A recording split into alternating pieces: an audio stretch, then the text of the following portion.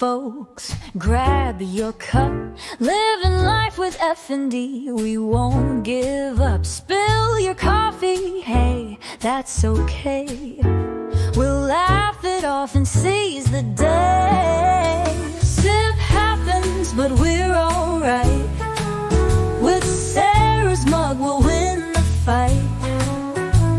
Science stories, laughs and fun. Morning chats for everyone. So take a sip, don't spill the brew. Join the chat, it's made for you. Okay, I think I'm back online. And I was talking to myself for like, until I typed in there. Okay. Whew. Well, that was a, bloop. Anyways.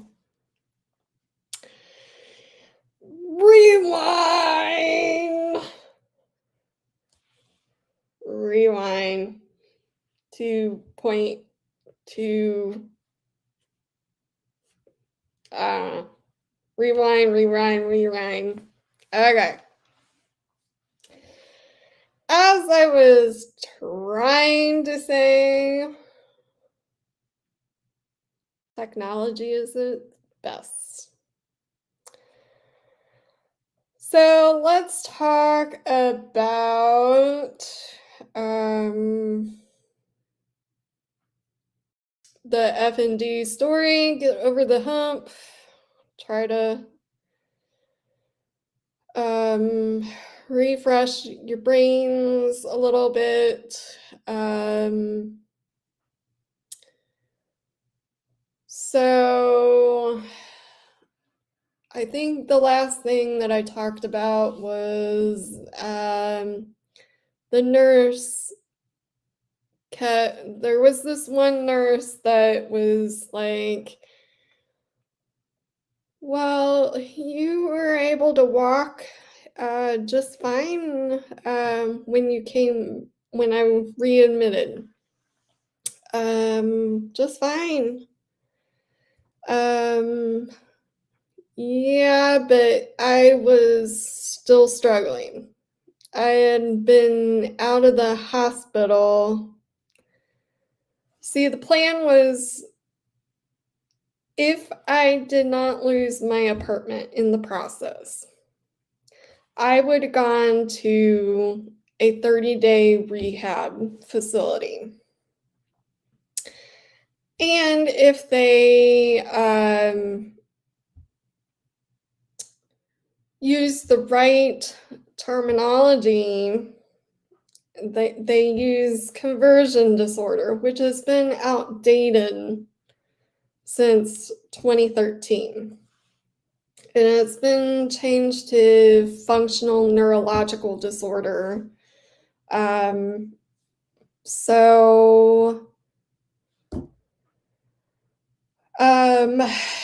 Anywho, to just kind of emphasize the physical aspects of functional neurological disorder.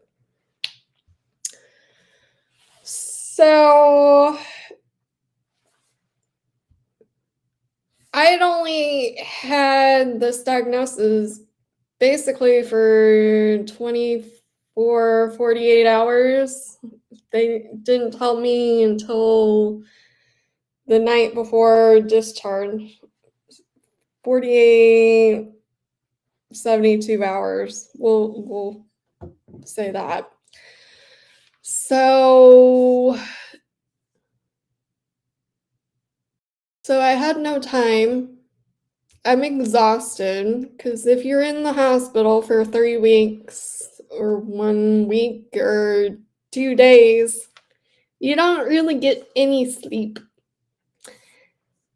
And I was exhausted, and I had still paralysis still going on, numbness, trying to figure out, what I can and can't do still.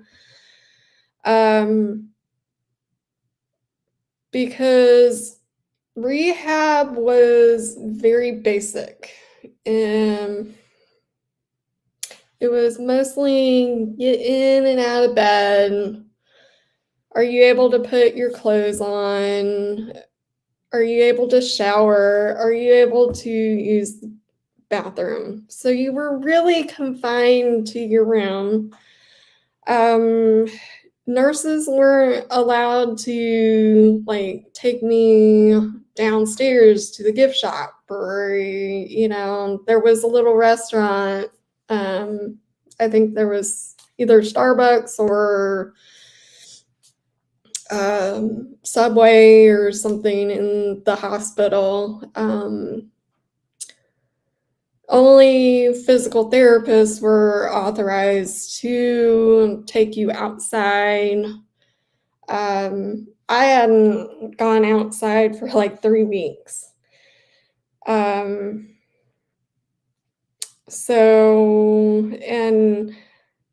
the lovely people that came to visit me on behalf of friends and they only had a limited amount of time to visit or listen to me or whatever. And I wasn't seizing at that time, so they could have taken me out and gotten me fresh air if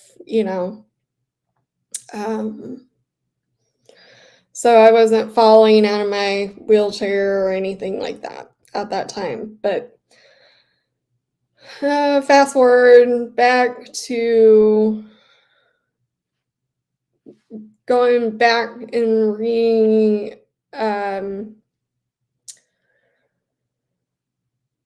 readmitting, which was mandated by the physician's calling, my primary care physician's calling, who had absolutely no knowledge of me, my history, why I was there.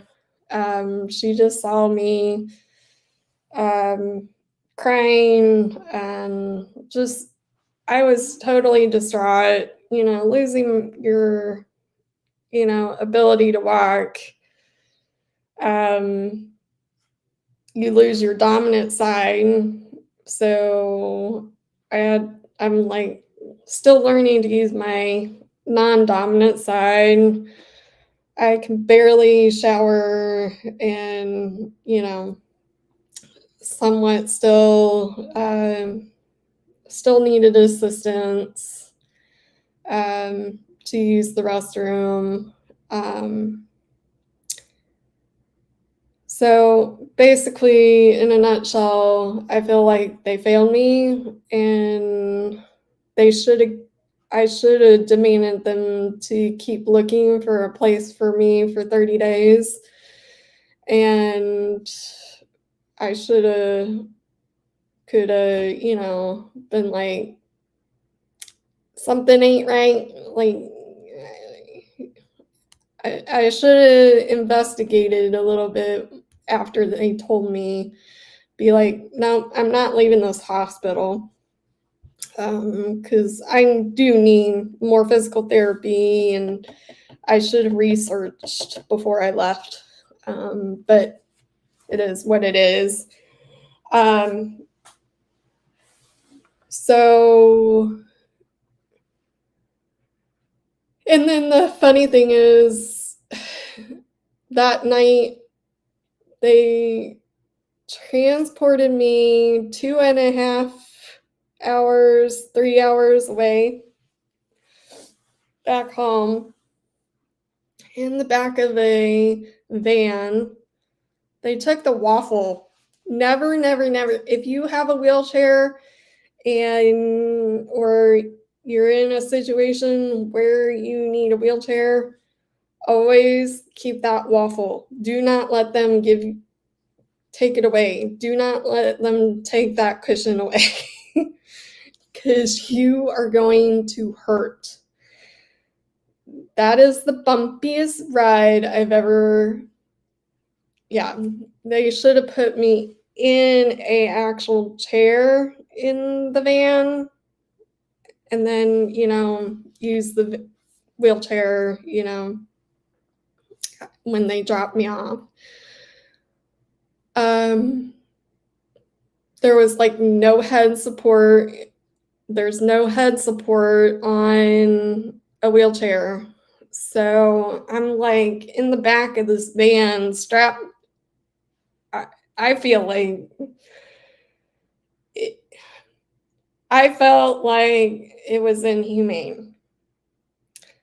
If you are in a wheelchair, you have the decency for, if you can get into an actual car seat, use it. Transplant yourself or have them help you transplant into an actual car seat, because headrest is very important. And there's like a spot on the highway, the interstate, where, it's like the most dangerous spot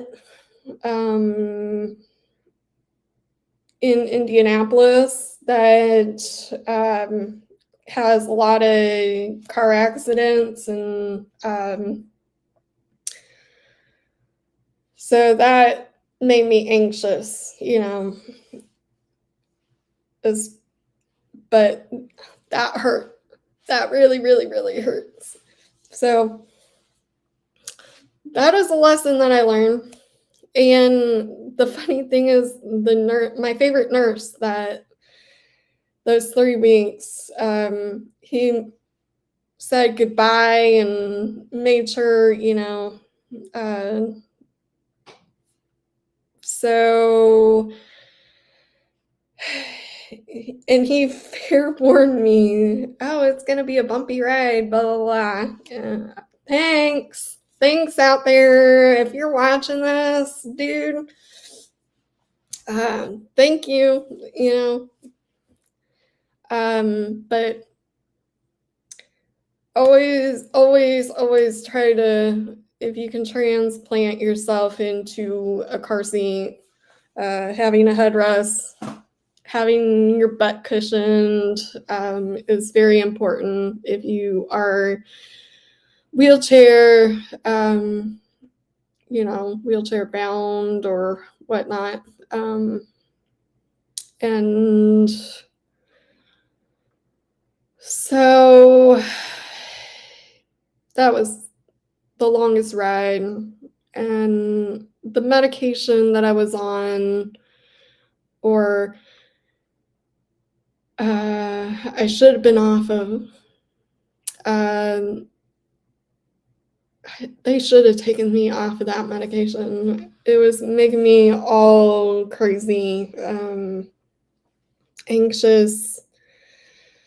So talk to the doctor. I'm crying. She was doing the most ethical thing. Like, okay, this condition is mentally, I don't know where else to send you, but here, that way you can stay local. I'm like, crap, but I was in the same boat. I didn't research this, and I thought it was, mental thing, so I'm just gonna go with the flow. My fault, that I went with the flow. So I still needed assistance to go to the bathroom. So I was borderline there. I still needed assistance in the shower. I still needed a shower chair. I only got one shower, 14 days.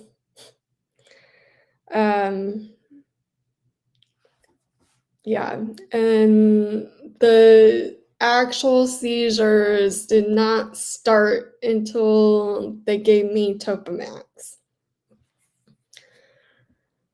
They should have sent me to the hospital. And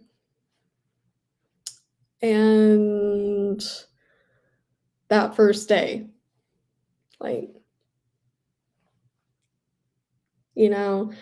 history of hypersensitivity. And we'll go into my medications, not in detail, but I've got a whole list, and I'm still doing research on alternative things to help with my mental health, which is very limited also. And then we'll go through that here in a second. But I really think that nurse was very unethical. Then she, like, you were just walking fine, attitude with this, like, stupid smile. I can still see her stupid smile, psychotic smile. I did try, I think it was that weekend when they gave me the Topamax. Unfortunately, with the wheelchair, it was a lightweight wheelchair. So, and I didn't even think to use the walker instead.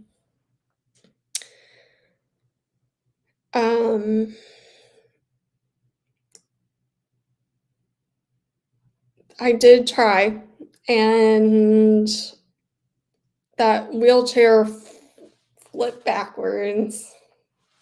You know what happens to me in that moment. It would be great if somebody sat in it, and I vaguely remember somebody saying somebody needs to sit in that because she's gonna flip. I vaguely, but I could have been, because my brain was a little fuzzy at that moment. Yeah, it's toxic that, gaslighting is toxic, and I think it's used anymore. It needs to stop, in general. And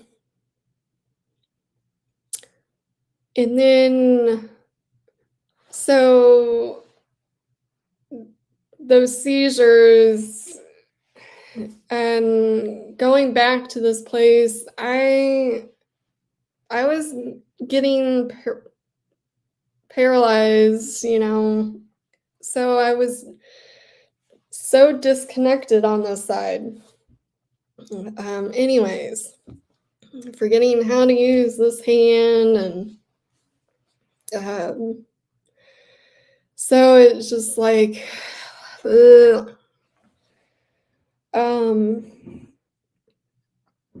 sorry. So I feel like they held me longer than the average 7 to 10 days. Yeah, I was like expecting just a little bit longer because I am sensitive, but the doctor should have been, she's hypersensitive. Medications are not going great. my blood pressure was just, up and down because of it.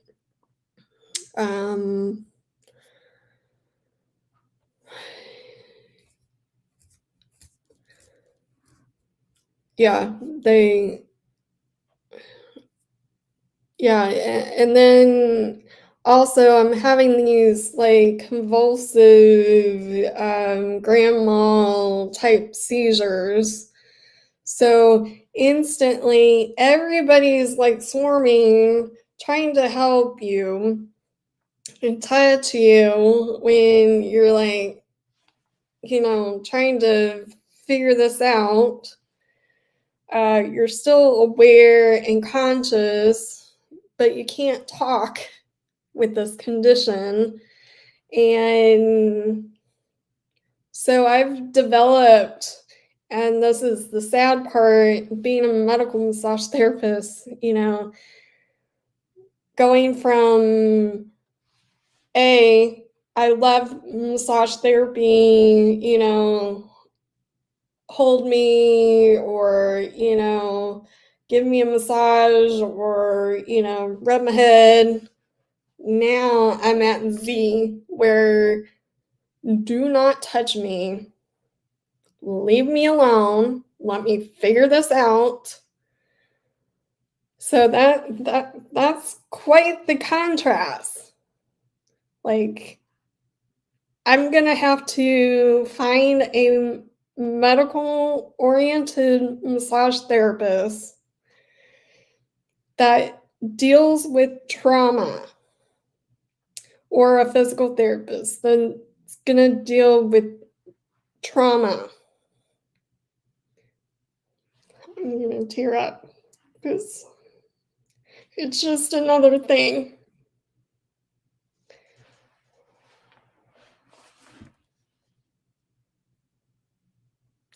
That I can't get access to now because financially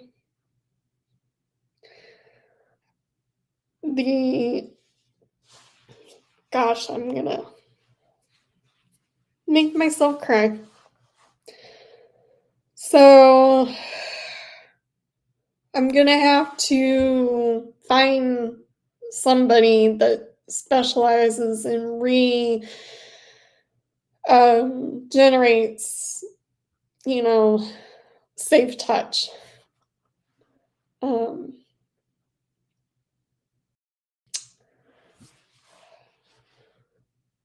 Try not to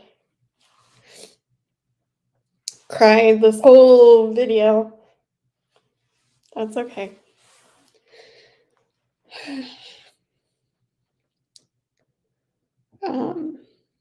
Because I love people, and I love massage therapy. Like, it's what got me through high school.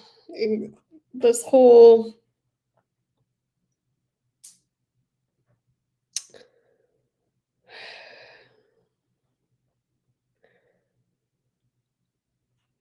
and it's different now. It's a whole different PTSD. This is destroyed my relationship with my career, if that makes sense. Almost 20 years. Actually coming up fairly soon.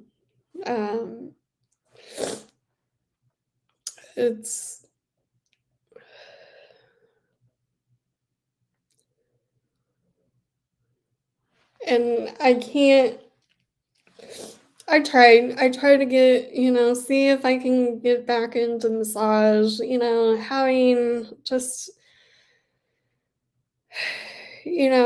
one or two or, a handful of patients that I can see. But the problem is overhead is too expensive. I had the perfect spot. It was like kind of on the main drag. I could have probably put a sign out, which is very important.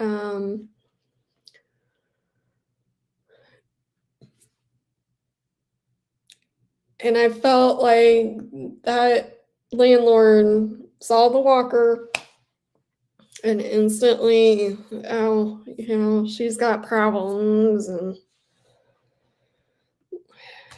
which,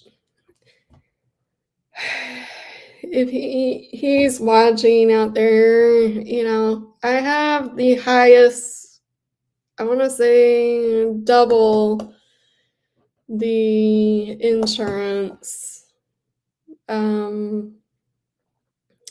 basically because of what I do.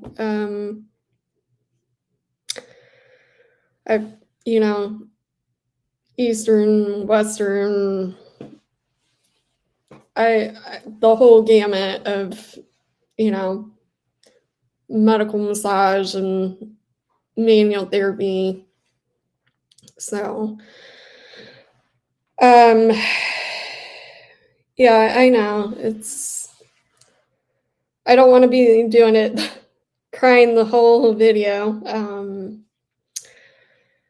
And I'm not trying to suppress it or anything like that, but in order to do massage therapy again ethically, I have to, work on myself, and I can't give unless, I figure things out for myself. So,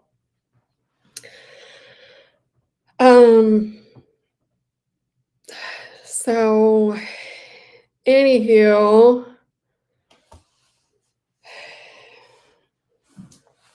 so they kept me, I want to say 4 to 7 more days than actually planned.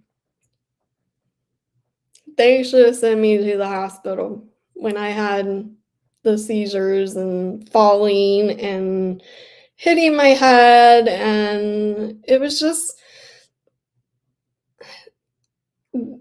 what happened was unethical, unnecessary. I was hitting my head. I was, falling out of the wheelchair. The patients were having to sneak me in to the bathroom, like not necessarily, assisting me. I could do that part, like and then they would, fly out before, room checks or patient checks came around. But that shouldn't have ever happened. They should have supplied me with somebody, hey, I'm here for you during my shift. What do you need? Just yell at me. Not literally, but just, if you need anything, check in on me like every hour or, 15 minutes or,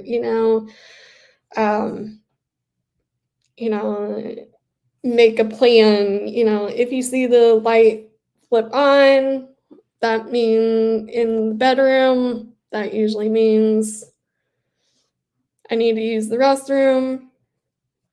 Cool, that's what I would have done as a, staff member or nurse or whatever. They don't have a call button like near the bed. And they should. They should have that, and I'm saying they could turn it off, because obviously, if they get somebody that is not needing accessibility things. Like even in the bathroom, I do think that I recall them saying, "Oh, we need to flip that on for, me, Sarah." So why can't they have one over the bed? Or that just makes sense, but I guess I live in a town where a lot of things don't make sense. Eh. Um, so that would have been helpful, having somebody there, a staff member, helping me. A lot of the patients there were very helpful. If I needed to go to the nurse's station, they would, cart me wherever.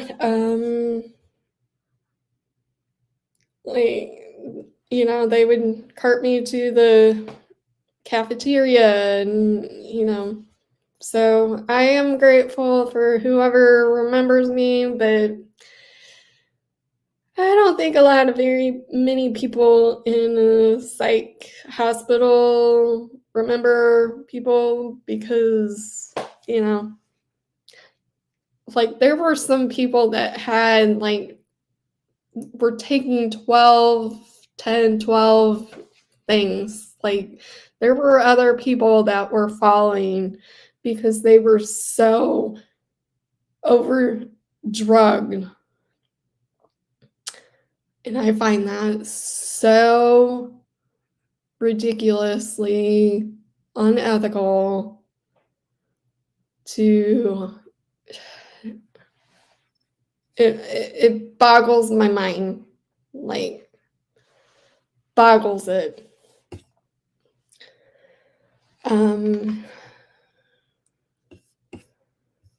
So anywho, and then to joke, "Oh, you're gonna have to walk from the unit to the entrance."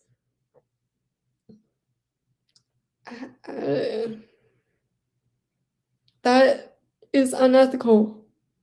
That's unnecessary. And to joke about it, and then obviously we get to discharge, and you're gonna, cart me to the entrance, but then still joke that I'm gonna have to ambulate. It's not okay. And then you abandon me to have another seizure. I'm vomiting. I do remember vomiting on myself.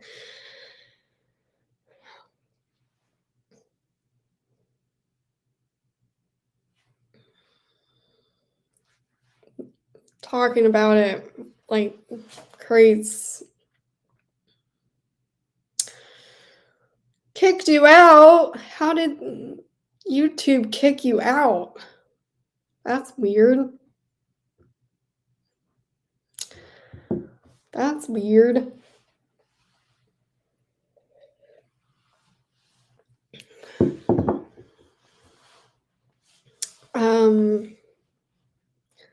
So, and then to tell me in the van, I will tell you, the two nurses that dragged me out, the wheelchair was somewhat broken, and it was like watching kids, that ball that has the different shapes to, teach kids how coordination and, shapes, and you put it in this ball. It was like watching two idiots. And yes, you are an idiot if you can't figure out how to fold up a wheelchair and put it in. If you can't figure it out and it's so broken, it was like they couldn't fit it in next to me or whatever, and then they couldn't figure out how to, it was hilarious. I was laughing in my head the whole time watching these two, and the driver. The driver couldn't figure it out either. So me, I'm like, I just want to get out of here. I want to get away from this place. Just forget it. The other place that I'm going to, I figured they would have a wheelchair. I vaguely remember them having a wheelchair while I was there for 24 hours. They'll get, me a wheelchair. And then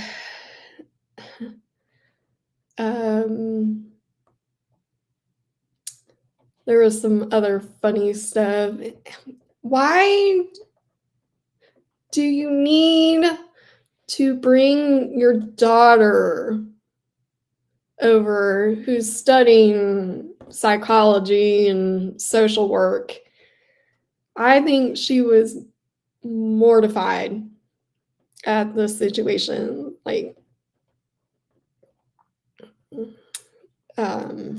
And I hope that girl, uses common sense when she's done with school, because her mother, there was no need for her to come with her mother, especially if the other nurse was going with us. Like, why do I need the driver, the, two nurses, and somebody in social work, or going to school for social work? It made no fucking sense. None.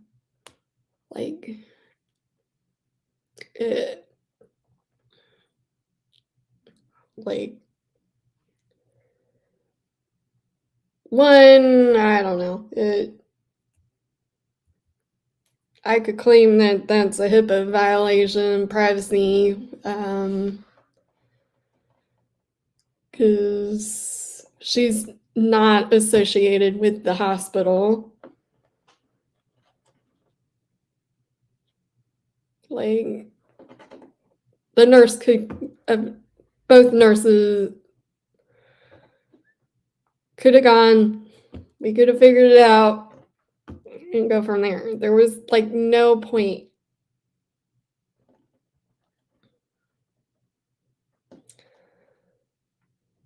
So that happened, then it's just, and then we get to the destination for the homeless shelter, and then I have another seizure while they are busy talking. I'm so grateful for the homeless shelter, for everything that they've done. They made a plan. We made a plan for me to go back to the main hospital, the hospital I should have gone to a long time ago. And maybe this wouldn't have ever happened, but it is what it is, and move forward. But we sat down. I'm like, I was already in that middle state. I need to just go back to the hospital, a real hospital, get assessed, get a real diagnosis, get off these medications, and then try something else. And the funny thing is, the medications were the same as the psych hospital. And one of them I was super severely allergic to.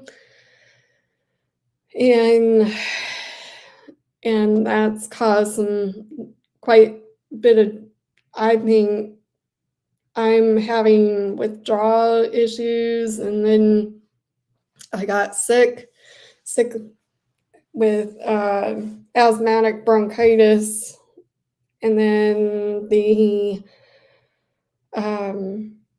where I was getting it, the pharmacy sent me a letter saying that this medication is on recall, and so I'm okay. I think my eye dryness at night, and then I can't seem to settle down.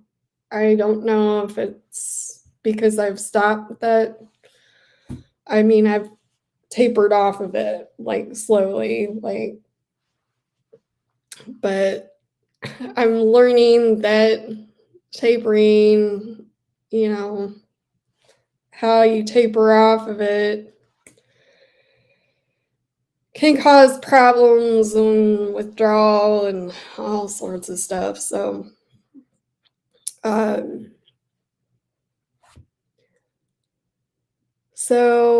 I've been seeing the chiropractor, and she's helped me quite a bit with numbness, adjusting me. So that has been going very well. We did have quite a few seizures, but they're minor, because the drop table, the sound of the drop table causes issues, but that's okay. Last session, I didn't have a seizure, so I think we're getting desensitized. I'm expecting, I'll have issues sometimes, and it could be related to weather or, going up and down. And I finally found a physical therapist that I didn't need any prior authorization. I hope, knock on wood. And this physical therapist knows about F&D and has a couple other F&D warriors out there. So, yay. I think I can make that happen again. Yay. Maybe not. Well, that didn't work. We'll just... Yay!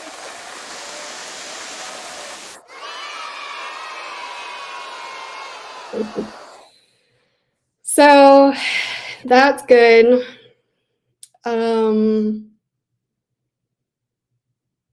So backtrack.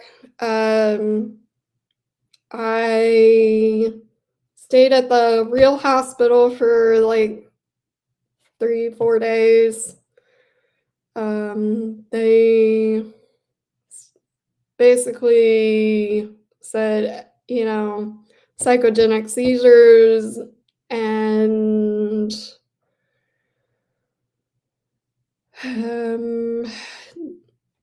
did all the tests again and confirmed, and I think they changed the conversion to F&D, thankfully. And then I went to a rehab hospital for, I want to say, was it a week or 2 weeks? I think it was, I don't remember. And then the primary care physician that was at the psych hospital, there's like 3 of them that are apparently independent. They also work at this rehab hospital. Apparently, this rehab hospital and the psych hospital are associated with each other. And they have to, all over, but to these 2 hospitals. The psych hospital and the rehab hospital are viewable from the window. Yeah, they stuck me on the bike and I started having seizures, these basically on the floor seizures. So there's like, I think I've mentally developed, the trauma overexertion. I don't know.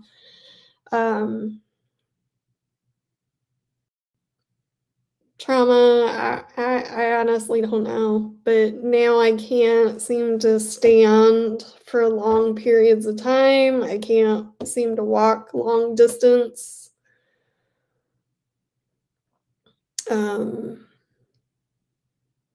And I've tried walking, seeing how far but then I get anxious because I have no way to get home. I can't seem to ride a bike either now, and that's kind of frustrating. So, and I've tried, okay, 1/8 of a mile, 1/4 of a mile. I can't seem to get, past a mile, but then once I sit down, then I start, having these episodes. So I've tried taking the bus, which causes a lot of pain. And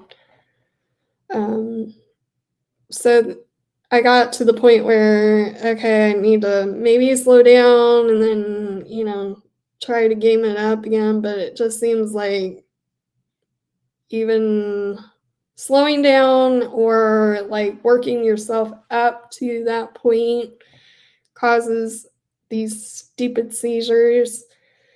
And it's like overexertion. And then like later I am like full on, I think it's called crushing malaise. That's no joke. And no joke at all.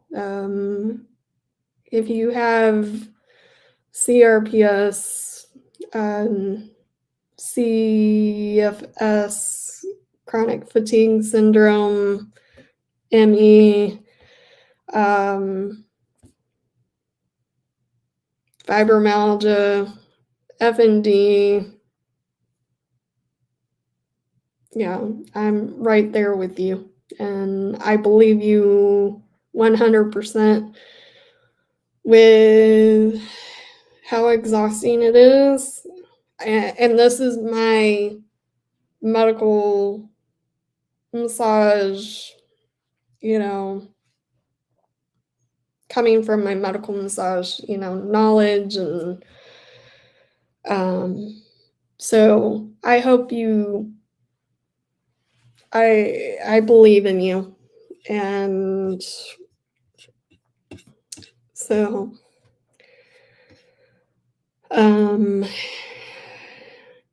it was funny because when I was in the rehab hospital 3 hours away, I was like, oh, when I get out of here, I'm gonna, do a 5K, and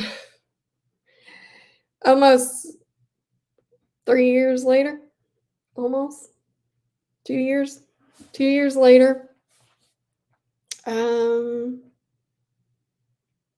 still not going to be able to do the 5K unless I have, my people, help me and be on, guard with a wheelchair. I would like to do it. I think one, it's for me, but then two, I'm doing it for all of you that, have chronic fatigue, FND. I think it's more my medical profession that wants to do it for everybody. So, and I know it's going to be like walking / I don't think I'll ever run ever again. You should see me when there's a bee around.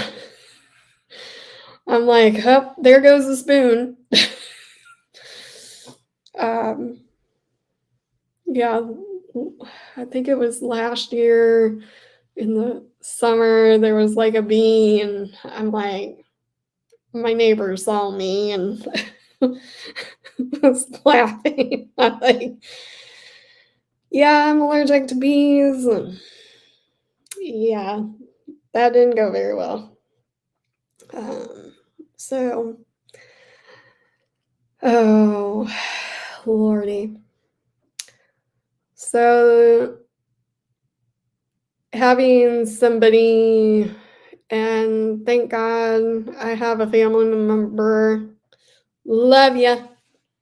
If you're watching later, love you.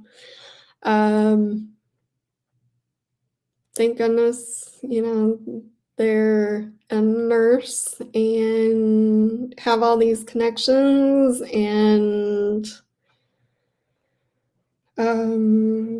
can hopefully bring my faith back into healthcare, because that I have PTSD from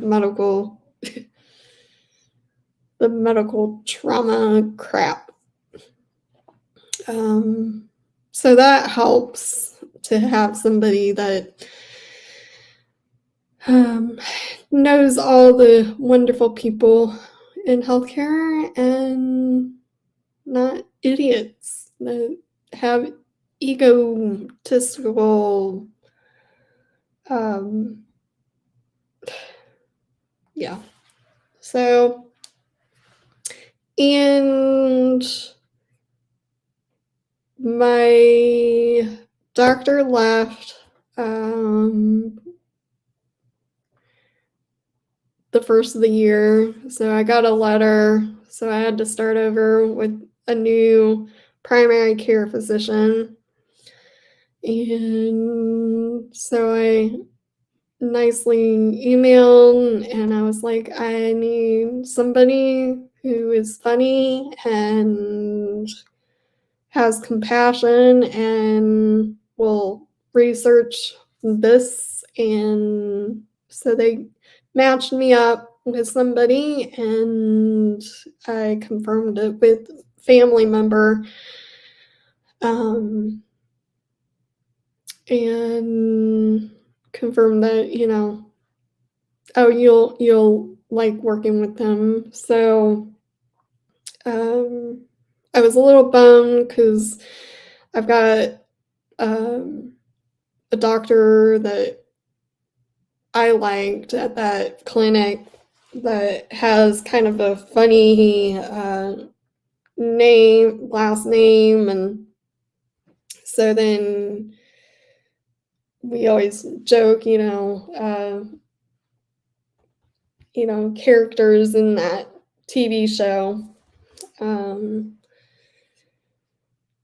and go back and forth on that. Or, there was another doctor that, on the other side, where the clinic that my previous doctor left, that I would love to go to, and he's super funny, because we make jokes, and that's the type of doctor that, I need, that we need more,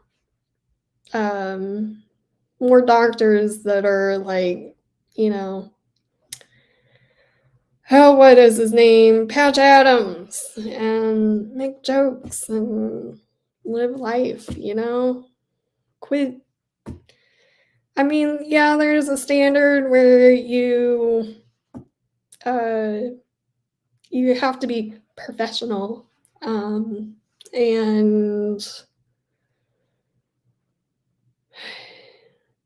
but when your patients are going through a hard time, chronic health issues, you can live it up a little bit, We're human. We, and you can professionally be humorous, I guess you could say, if that is a thing. And as a medical massage therapist, I know. And, you go through a lot of trials and, chronic health. And so you try to, be caring and professionally funny. And I think that concept is lost. Compassion is lost in healthcare, and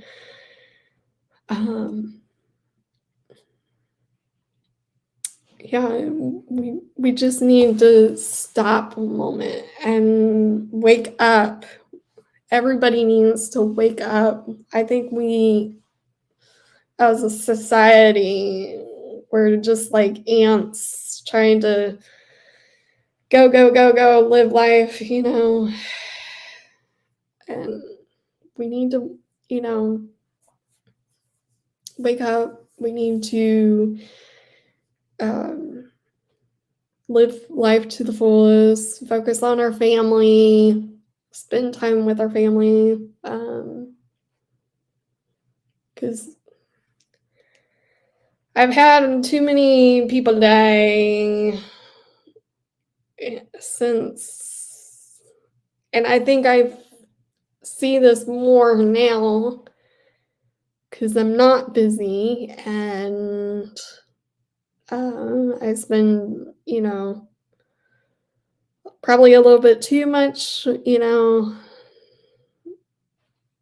online, and seeing, people pass away, looking at obits and seeing if,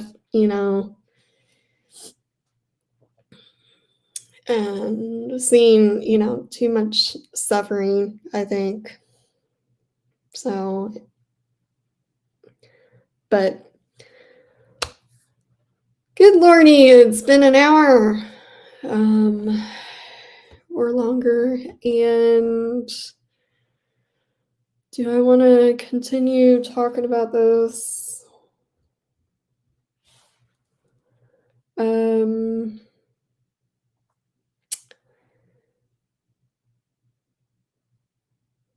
So rehab, at the next rehab number 2,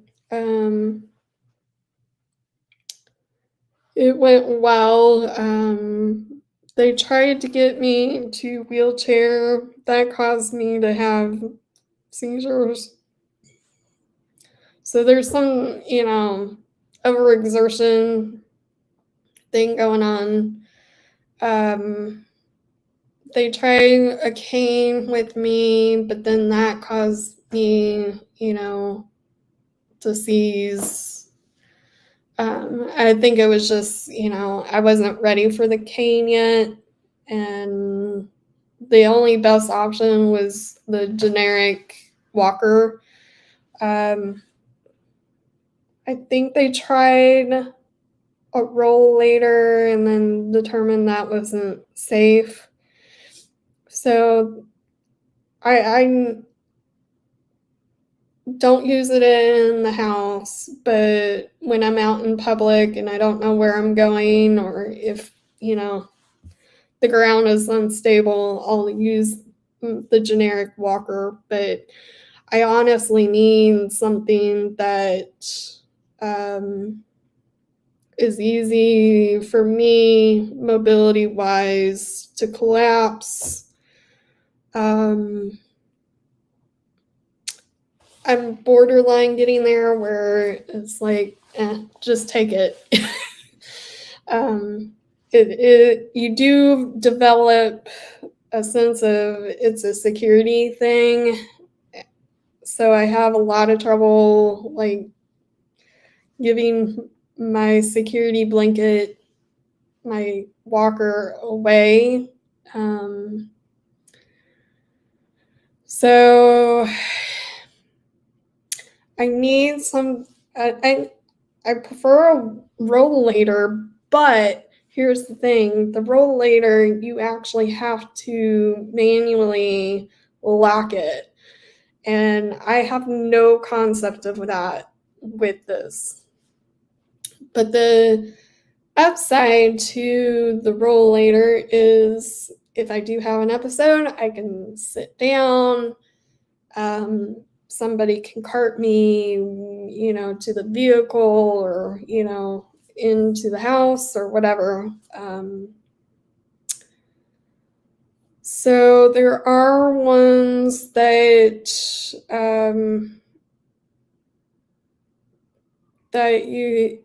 it's automatic, and then you can use it, electronically and sit and roll yourself wherever if you're feeling fatigued.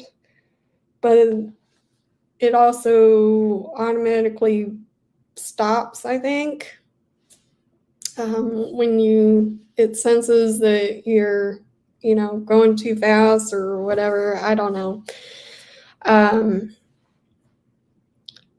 But I want a wheelchair / rollator / electronic. We're getting all too gadget. But then there's also rollators. I think it's called the Zine, that kind of saddles you. It has like the saddle, and you can put your weight on the saddle, but you can stand and it still supports you. So if you ever want to follow some PTs, Bob and Brad, and I don't have their link up here, but Bob and Brad, they're PTs, and Bob has had some health issues. It looks like I haven't watched them for quite a while, and so that's kind of sad. Not necessarily sad. I'm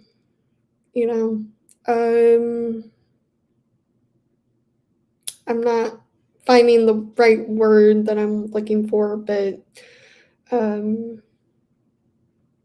want to say disheartening, but that doesn't make sense either. Anyways,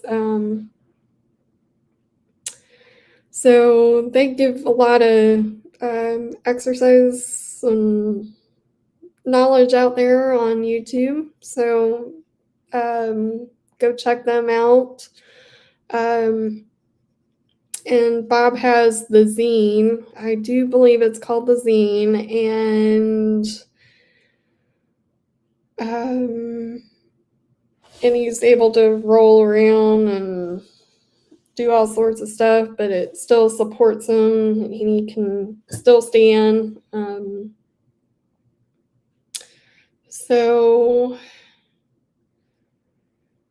I like that one. And then there is wheelchair where you can wheel, but then the front wheels are automatic, so I don't have to exert so much.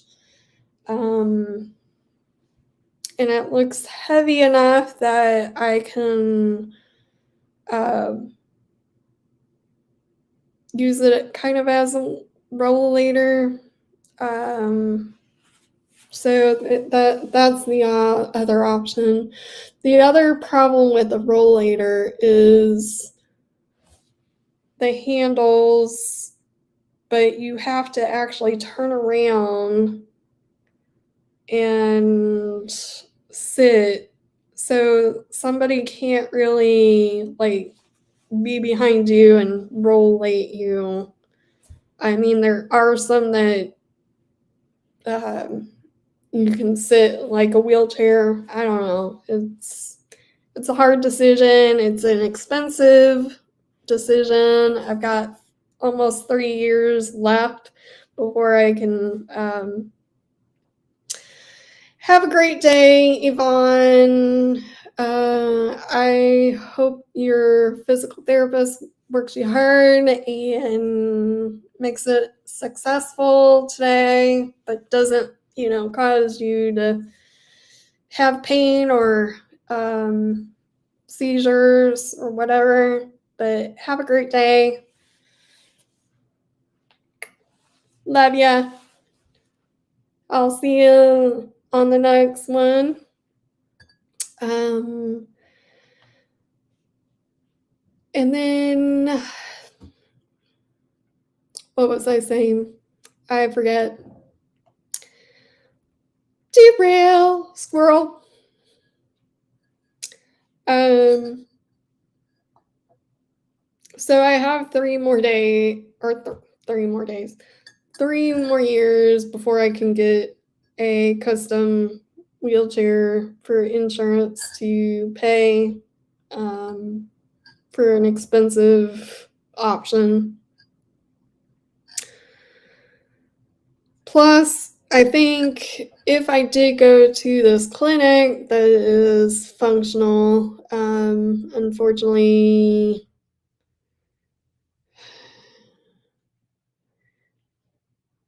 it's $7,000 to go, nearly seven or $8,000 by the time you put food and gas and all that, and room and board and all that. And they do stuff and fix me. I don't expect them to fix me, but if you got NASA type technology and stuff to help this problem, I'm all for it. I will try it. Money doesn't matter, at that point, if it works. So it's, and then you're telling me also that healthcare will set me back 20 years. It's like,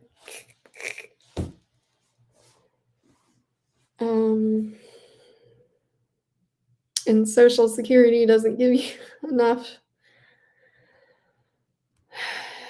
It's so rough. So hopefully, I would like to try to get vocational rehab established again and attempt to find a little side hustle job, get me out of the house. because obviously doing it by yourself is not working either. And the problem is vocational rehab. I can't seem to go place to place to place like old school style, where you drop off your resume and you talk to them and they see the face, and then you get the vibe. And there is a lot of junk online, a lot of spam, a lot of crap online. All these jobs that I think a lot of businesses forget that they even exist, or check or delete, or as they find,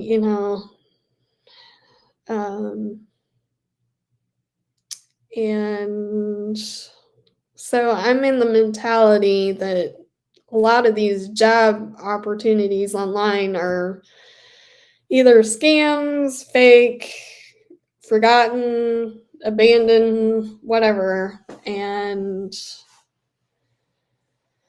so that's the problem. And then I physically can't go out and do it old school. So if you own a business out there and you need somebody to answer the phone and answer emails, or I'm all for it. I'm very professional. I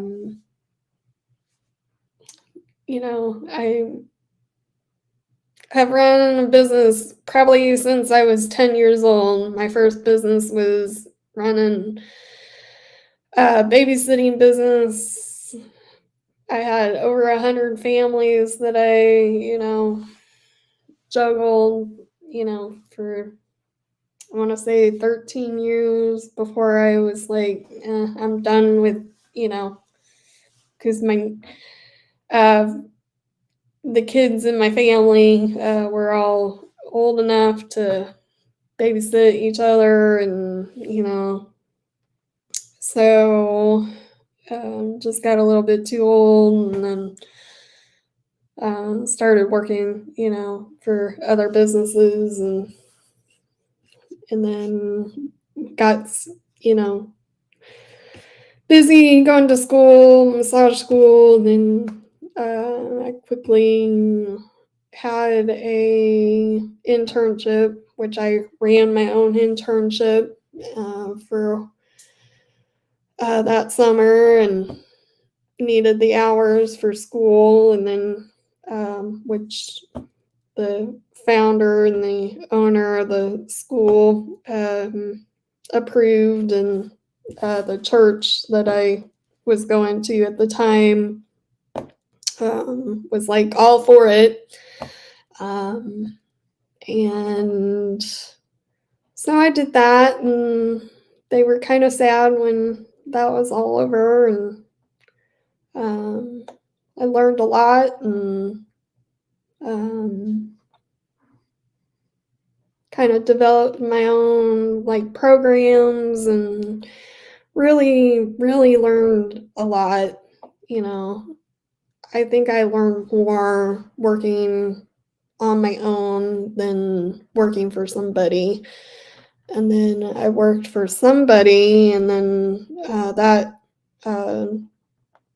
seemed like kind of a toxic environment. I still learned a lot, but then the recession started, and then worked for a spa. The spa, I wasn't really happy there because it wasn't medical oriented, and I had no control really with my clients. But my clients were like, oh, she's, she knows what she's doing because, and then they kept coming back. And then my mom died, and that gave me a chance to start, running my own thing. And I honestly needed to grieve and kind of set my own schedule, and that way I can properly grieve, and then that really manifested. I was like, okay, I'm gonna try 2 businesses. If it's too much, then go from there. And shut one down. The first business was, I think if I did the internship longer, I would have, developed my first business. And then, so it was kind of a trial and an error, business. It was see what I can do, but at the same time I was, dealing with personal stuff, grieving. And then I opened the second one, and it kind of flourished a little bit too much, and I didn't have staff, and so did that, and then I was like, I didn't realize that I was getting to a point where I needed to grieve a little bit more, and kind of step away for a little while. So did some other stuff and shut down.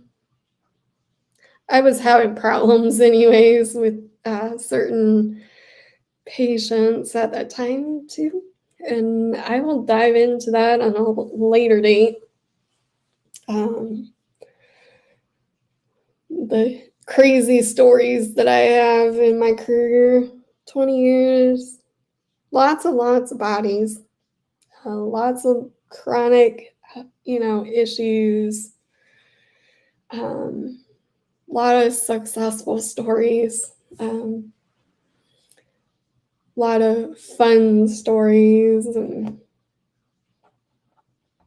I hope I can, one day get back into massage, not necessarily doing massage on a regular basis, but I hope I can have a healthplex for especially F&D. So if you're out there and you're interested, I have my eye on she does art, and you probably can figure out who that is, and I think stepping it up, for her, would be fantastic, teaching art and doing art therapy. So anywho, so I went to the rehab, and the cool thing about this rehab hospital is everybody in that hospital lines up in the hallway, and they have you pick out music, and they'll dance or have you dance or whatever. whatever you want. And they clap and celebrate, your rehab and your success. And I wish I had gotten pictures and video. They were a little worried because I had the seizures, but and then you get a certificate and everybody signs it.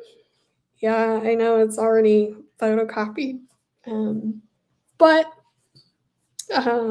yeah, the founder or the owner or CEO gives it to you. And they give you they were supposed to give me linens, like get me, a comforter in a bag or whatever. And but I left. I was so happy to go home, except roommate from hell. And we will dive into roommate of hell on a later date. Roommate, I don't even think hell even covers the bullshit that I had to deal with for luckily a month.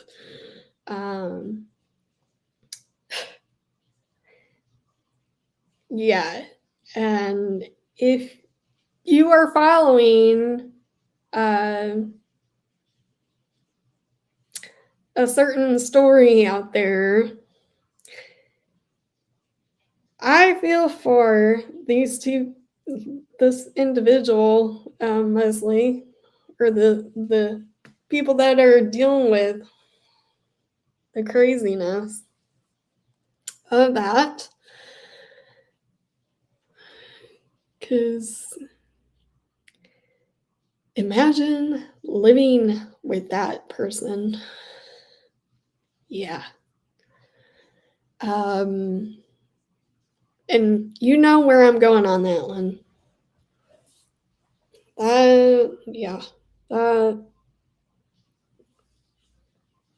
And I'm really recovering from and decompressing, and because this all happened the end of August to November, that first week of November. So quite a long time to be in and out and up and down, and losing your apartment, losing your vehicle, losing the ability to drive, getting re-situated, being in a hospital. Your mind is just like going, and then you're on this medication. So my brain was just like, I need to decompress. And so, yeah,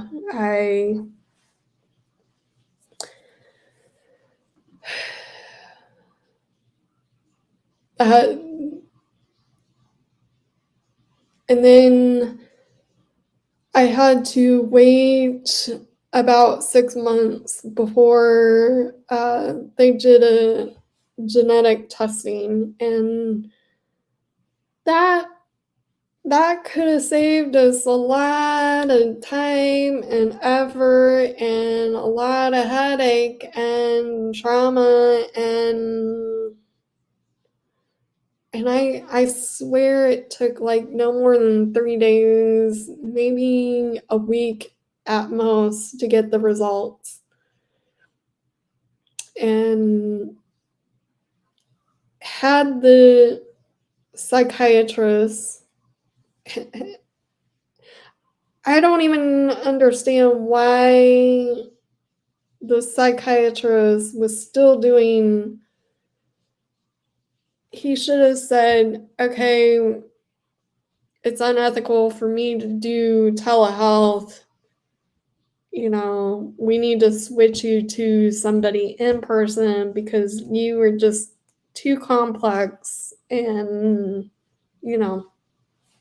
common sense stuff. Ethical.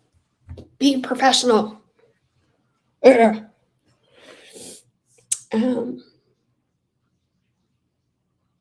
Because if you're doing telehealth, you're going to miss, signs.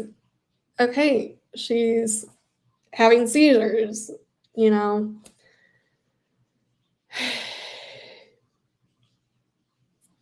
And then his clinic notes bugged the shit out of me because, having paralysis, having seizures is not me resisting, care. I'm still I'm disconnected. My body feels disconnected, dissociation. You're giving me a medication that's causing more issues. And then on top of that, I question your, medical, you as a medical health professional. I'm losing trust. That does not define me being resistant. I'm losing trust in you're acting like a dietitian and a neurologist because you're giving me medication that I'm thinking is more for actual true seizures or migraines, but you're giving it to me as a dietary, binge eating, suppression, which I've never heard of. And I didn't have access to a computer, nor did, hey, here's some paperwork. I'm sure that, the nurse can give you paperwork that could explain why Topamax is used for suppressing, because it's not uncommon. But then you're like also pushing medication, switching medication the next day, pushing more medications, and you're not listening to, I'm hypersensitive. You're not reading that in my documents from my primary, the hospital, this doctor. It was all there. And you chose not to read it. And then you gaslight me when I say I'm hypersensitive. And now I have proof that all the medications that you have supplied to me, I'm hypersensitive to. I have severe and moderate. I just group them all together at this point.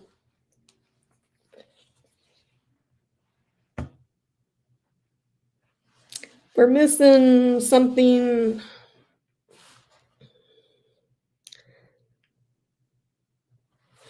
So it's just,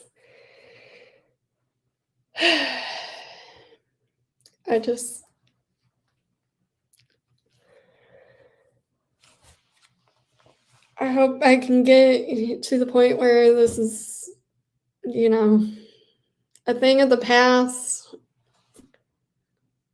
I hope I can, get over these stupid seizures.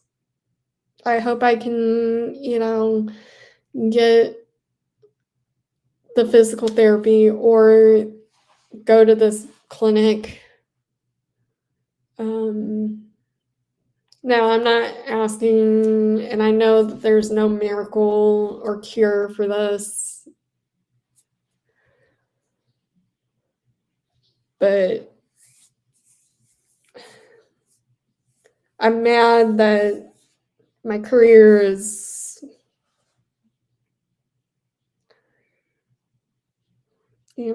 kind of destroyed, it feels like. But maybe one day I can open a clinic and have physical therapists, chiropractors, massage therapists, art therapy. I think art is a therapy for me. I didn't do it much after high school because I got so busy running these businesses and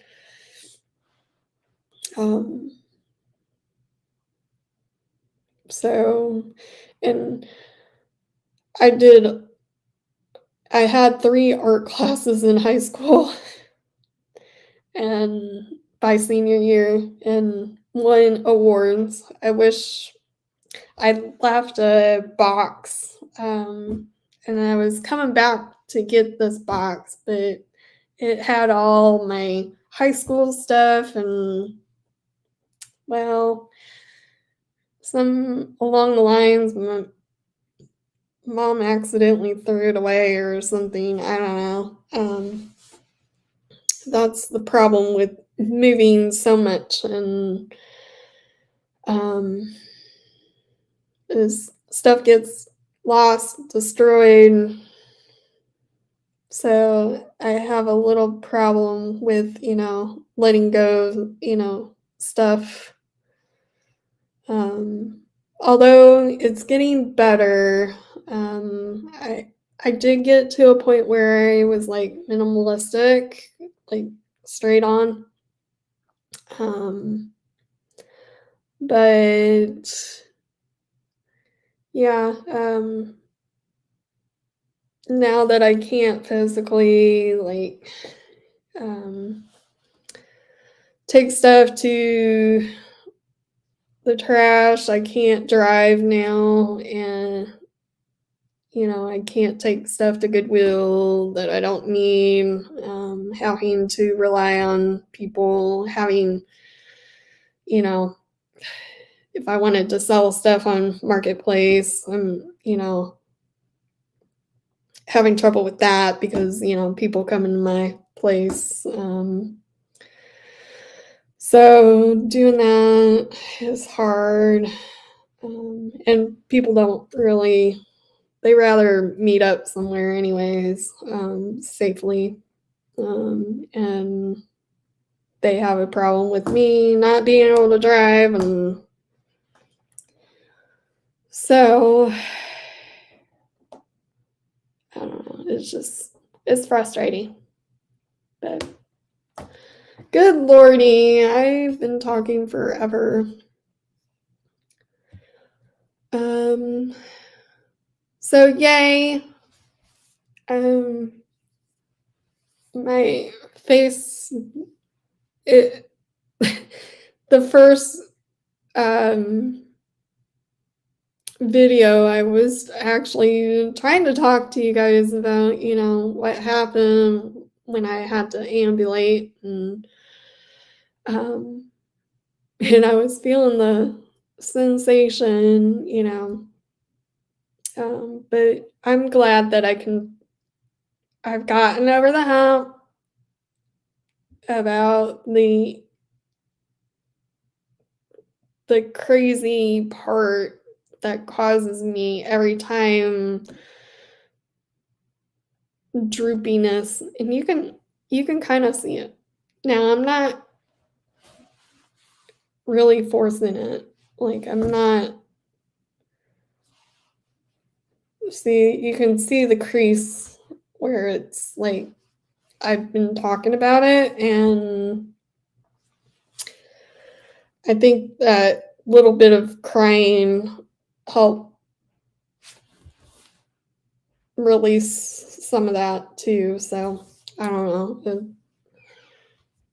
I'm glad that I'm not in a full plunge on the floor, convulsing episode talking about it. And it will affect me later. I do know that. So, either emotionally, or I'll hear a sound, um, or I'll get chronic fatigue just talking about it. So, the lucky thing about today is I get to see a dog that I absolutely adore. He's a crazy psycho nut, but he does deep pressure therapy, and he doesn't know it, and he loves people. He's like a people whore, as you would. He loves his people, and he drives me nuts because he is bred to herd people, so he'll circle you. And it's been a while since I've had a dog that had that herding breed. Although his is more obnoxious than my Sheltie. I had a Sheltie a long, long time ago, about almost 30 years, give or take. Yeah. 20 years. Yeah, she would hurt you, but not to this extent. Um, but it could also be that he's already bred like that, but then also I'm not acknowledging yet and haven't taught him to maybe, oh, if you sense issues, get under me, or, and I think he's beyond training. He's already almost 3 years old now, but I think I could train him, but he's a nut.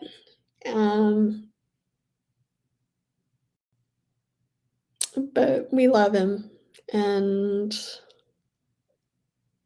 but I like that he does sense, and he will push all his weight.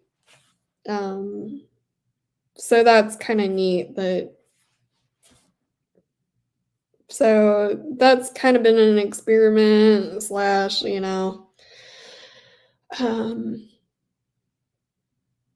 so I get dog therapy today or this week, and the other thing is, I wish food stamps, Trump out there, if you're listening to this, you need to stop with the regulating food stamps. Okay? End of story. I was able to get whatever I needed and not consider rationing my food, and now I'm having to worry about, it's like I can't seem to. There's like 1 week I have to wait 1 or 2, almost 2 weeks for my food stamps to be reestablished and get refilled. And I didn't have to think about that. And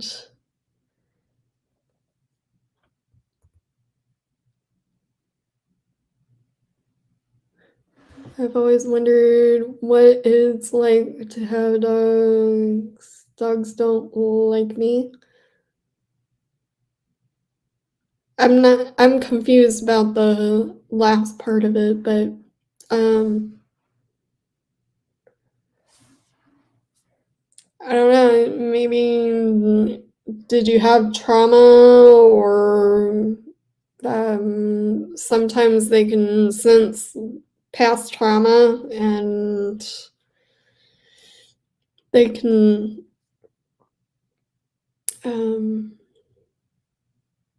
sense that, you're scared of them or whatever. So,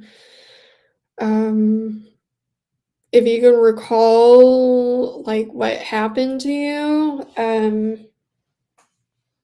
like if it was like a small yappy dog and it bit you when you're like 2 years old, I would say start off with a medium-sized dog, not a large dog, because you're gonna have kind of the same fear, and just work with them, and you know, they're basically furry people, and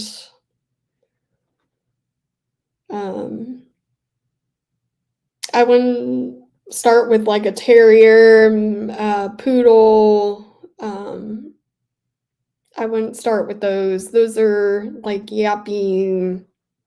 There's certain breeds that you can start off with and try to give your energy to, hey, I'm a cool person, I love you. Here's some treats, here's some love, and just kind of roll with it. Love on them, pet them, you know, let them sniff you, let them roll, they're like kids, like, stranger danger, and I think that's what I want to do next. Maybe have like where I babysit, dogs and cats and take care of people's, or try to take care of plants, but I don't have a green thumb. But if you're out there and you're listening and you want to hire me to watch your house, I'm all for it. Get me away. Yeah, German Shepherds are very sweet. Like, and I think it all depends on the person too. Pit bulls, they've got kind of a attitude, thick skin attitude.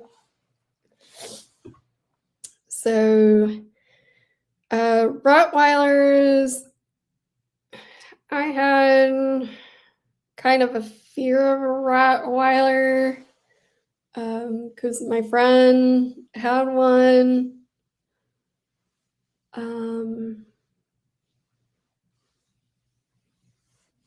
It all depends on your energy, and I do have a neighbor that I think it's a pit bull mix something, but he's helping me, I think, because he only barks at certain times, and I'm like, I'll go past the door and he'll bark or whatever, and like, hey, I hear you out there. Let me out. So he's got that deep bark, and with this having this condition and all that, I've never really had a problem with dogs, but for some reason I see pit bulls and they bark or try to get away from its owner. I'm having issues, sensory issues with that, but that's okay. So I'll go past that door and he'll bark, and I'm like, I don't have time for this. And then it'll shut up. So, so I now, tell my brain, he's okay, you're safe, yada, yada. So, yeah, just,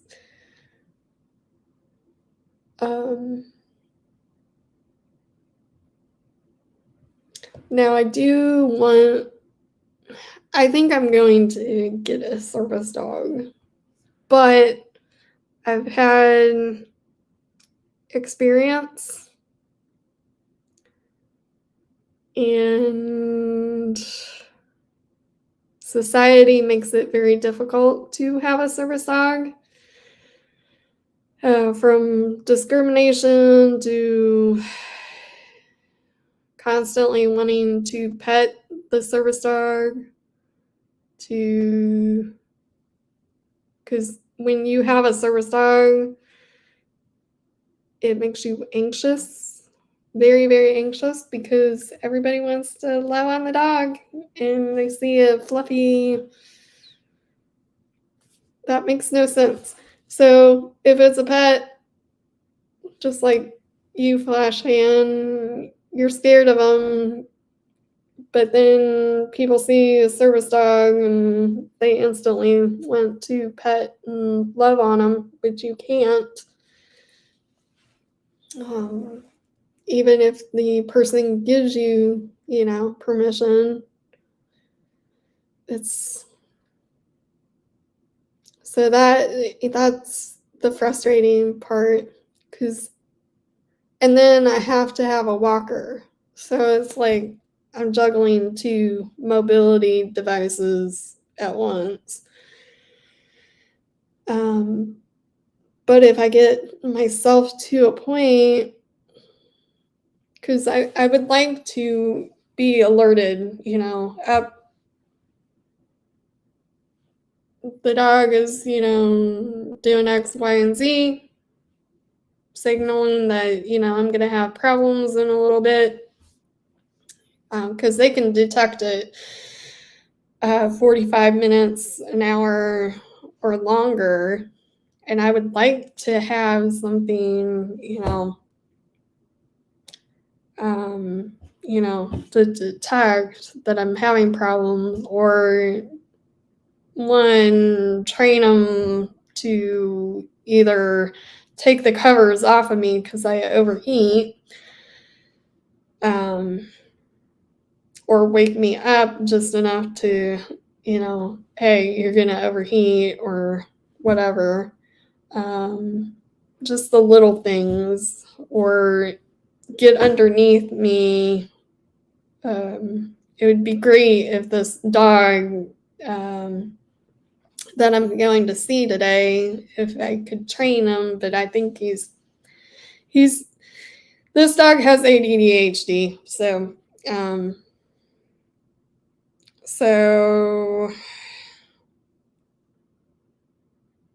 I would love, oh, you're going to have problems, so we're going to slide underneath your legs, support you, or prevent you from falling, or, you're having issues, get on the floor, protocol, they know your protocol, get on the floor and do deep compression until the issue, because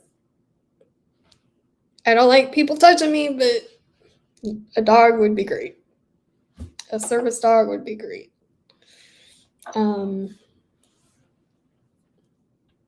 And especially if, I'm going to be working down the line.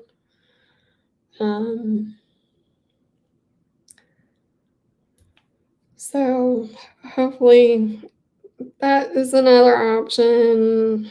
I rather, and then there's, I need a job in order to have a service dog. Because of hygiene, they have to have baths every week, and food cost is ridiculous, and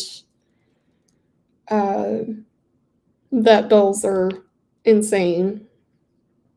And I, live near a university, so I would rather work at the university, and their vet hospital is exceptional, and then I can get a discount, but maybe.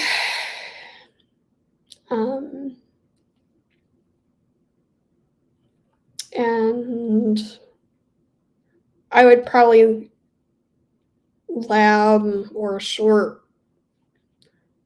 furred, because I don't do anything outside, that way, the fur is not crazy. Vacuuming would be a problem. I would have to hire somebody to vacuum. I would have to hire, or bath time.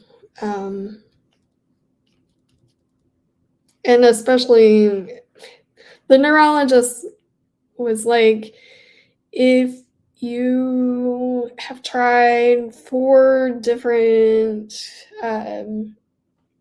seizure medications, and if those don't work, then we're going to do surgery.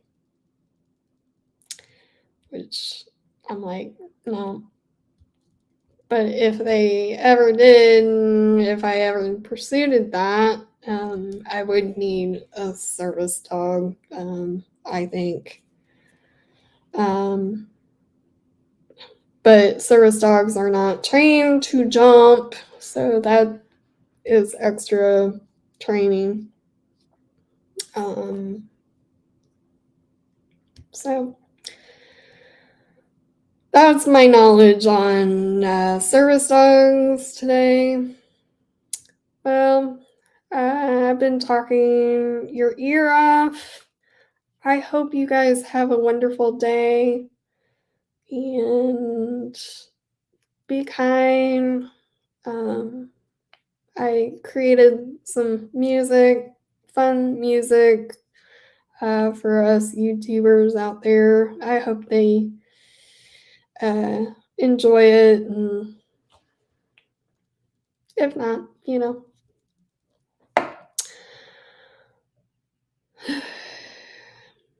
we need to get our numbers up. We need 100 more subscribers. I think I did read 500 to be able to do memberships, if I'm not mistaken. So I'm probably going to have to piggyback on somebody else's YouTube to get those numbers up. So sorry if I have to, do what I gotta do to get there, and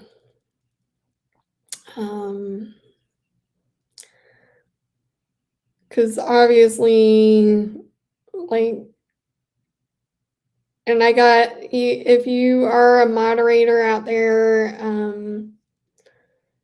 keep doing it, but I think people are not, it's old school at this point, because we've been doing this over and over and over, so now people are blinded from this tactic, I guess you would say.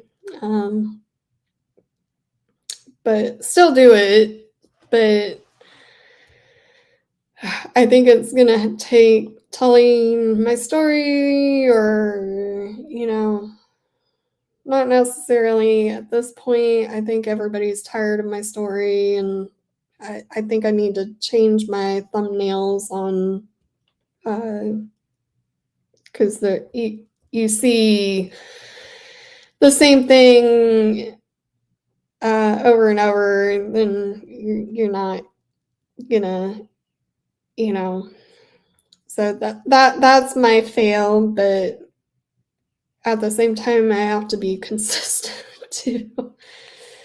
So, gotta come up with a new thumbnail, or a new painting. I might, instead of thumbnails, I'm gonna probably paint my thumbnails, as you can see. So, whose channel should I come on next? I think we need to get on Valhalla Awakes, or Shizzy. Maybe I should do a dance video for Shizzy to add to his collection. Me shaking my booty with the walker. Old lady shaking her booty. And that takes balls.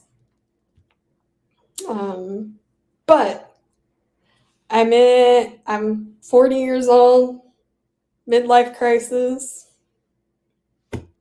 trying to reinvent myself, because I spent a lot of time being, this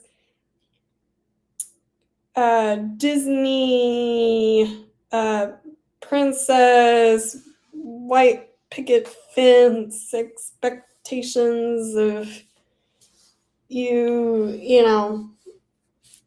have to do it X, Y, and Z, or ABC, and now you get into a mindset when you turn 40, and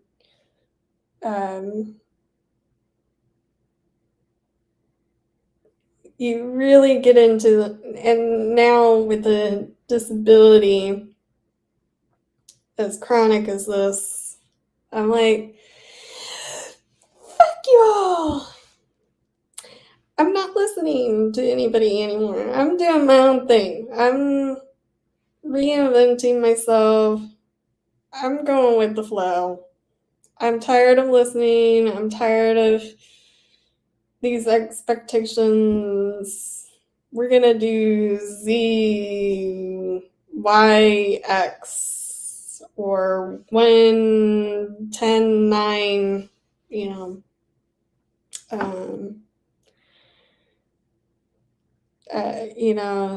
these expectations aren't realistic anymore.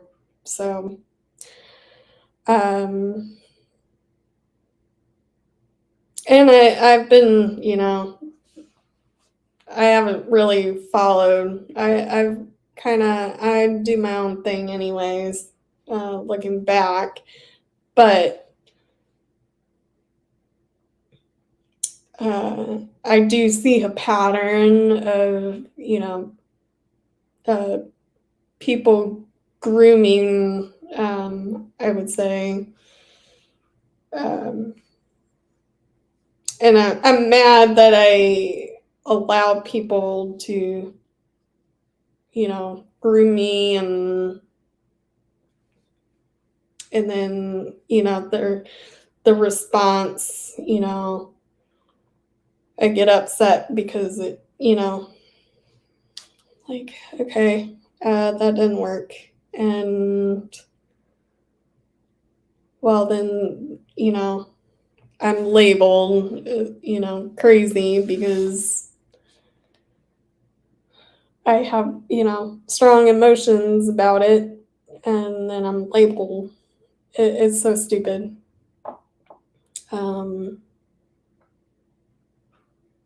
So I just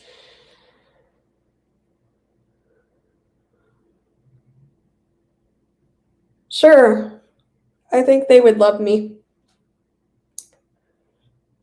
I would, that would be out of my comfort zone because of speech issues, and that would be kind of cool.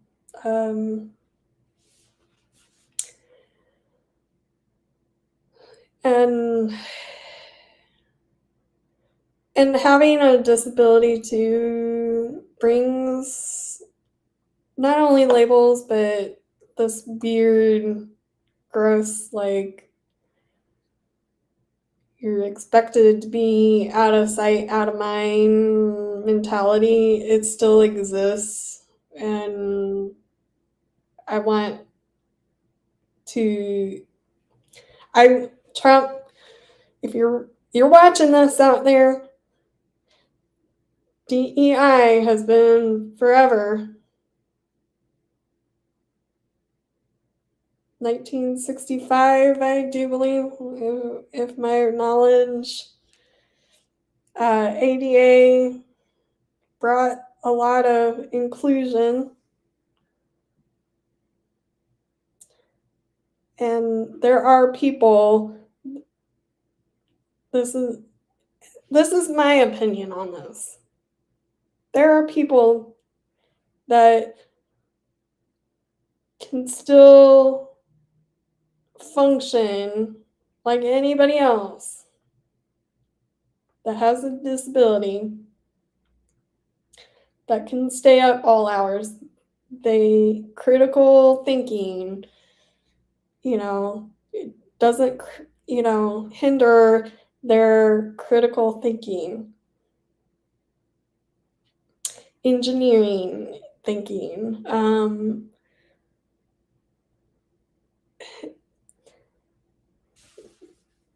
and eliminating DEI. There is an A for accessibility.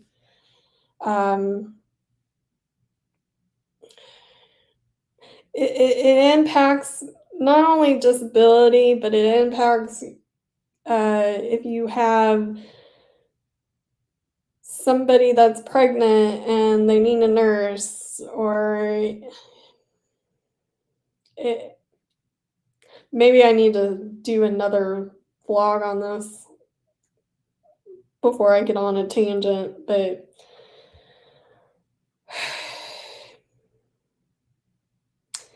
ever since DEI has been eliminated, I do think it has made finding a job much more difficult.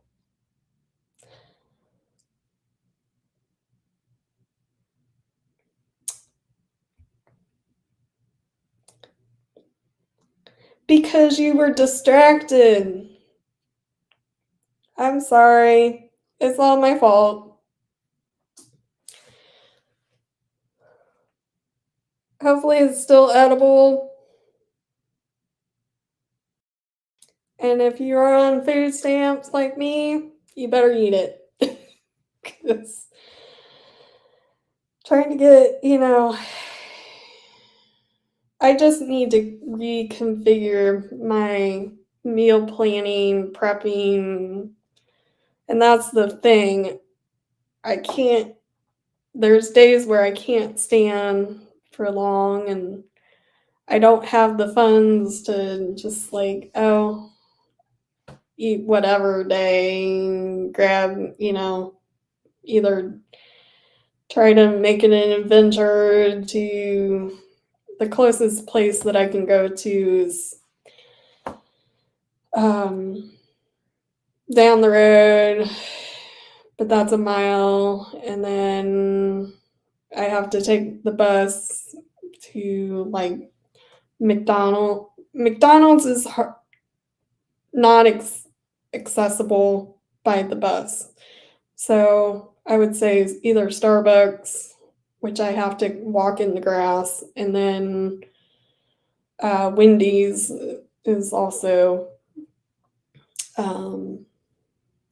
that too is not really accessible because I have to walk either in the grass, which is another story.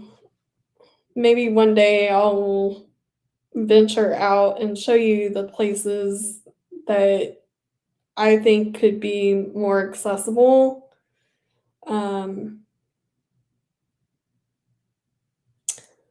And the things that are second thought things. And yeah, I don't really want more orange cones for everybody, but I want to make my town the best place to live if you have accessibility issues. Like, we've got a good town that business-wise, we've got a lot of really cool, I think most of my friends are realtors, because when I moved here, I was hunting down, to start my business again and trying to, and then 6 months later,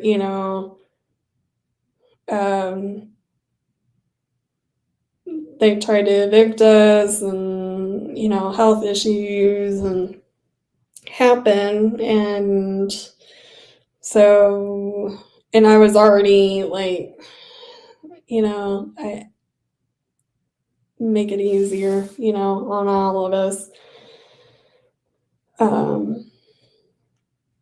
And so I think if we get the bus system, to tweak their routes, I think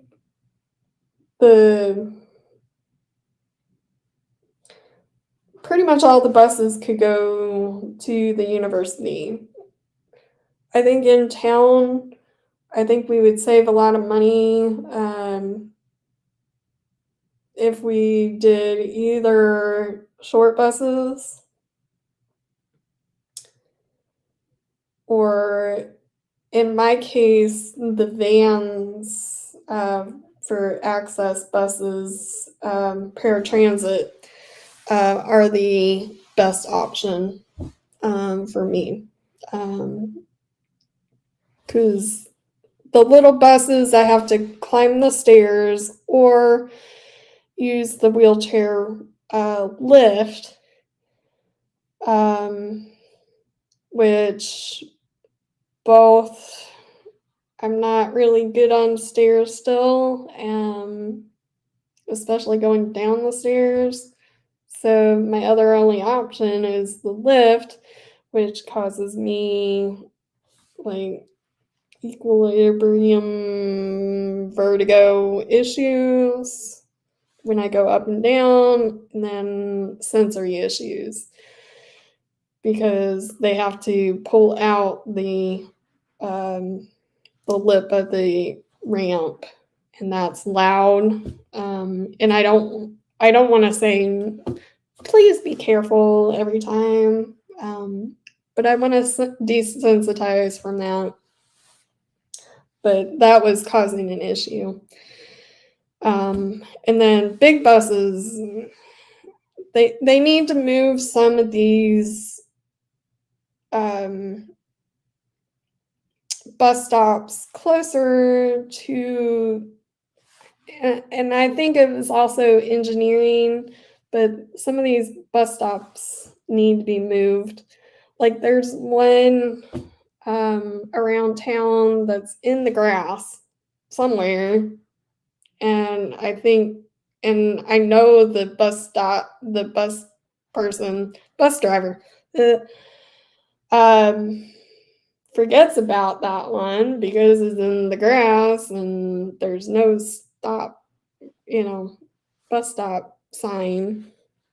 And some of these need, like the little 2-seaters, it's the sign, but then they've got a little 2-seater You know, so like, and I'm not saying everyone needs this, but if it's like outside of a business, have the business, cover the expense or of that stop, or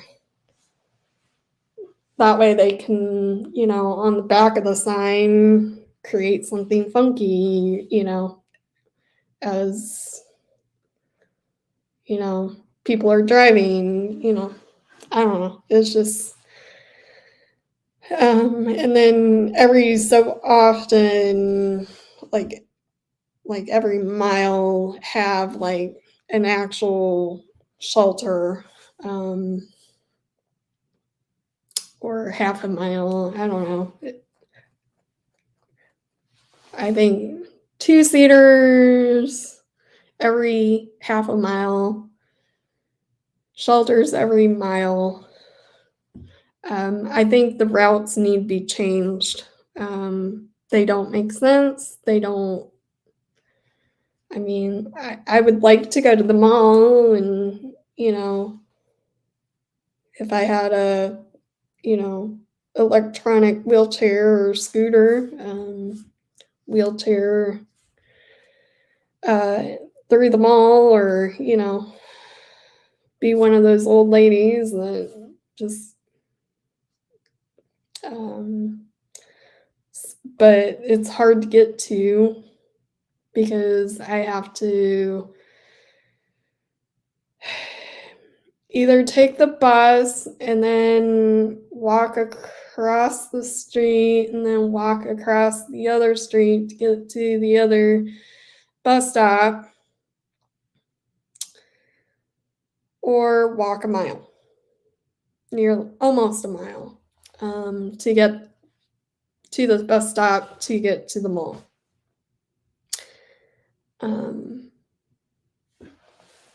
Like that bus could go all the way down, loop around to, let's say, Walmart,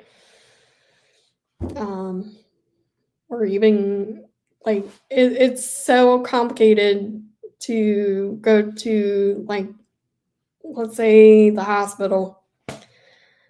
I have to go the opposite round and take 2 buses there and then 2 buses back, and I think changes need to be done. And I think a lot more people would ride the bus, if the bus stops and if the routes were changed. I think a lot more people with disabilities would get out and about more. And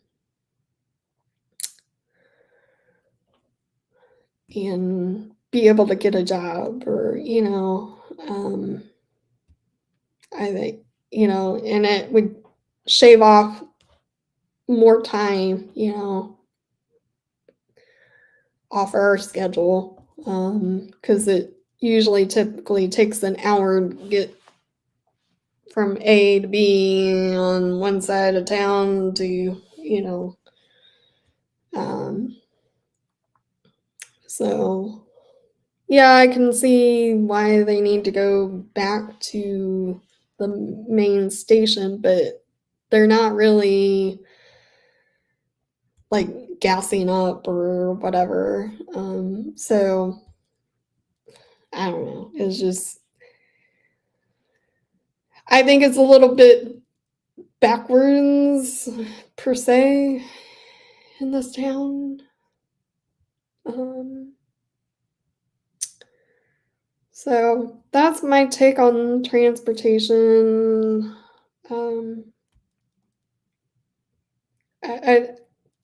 The bus stop that has a shelter,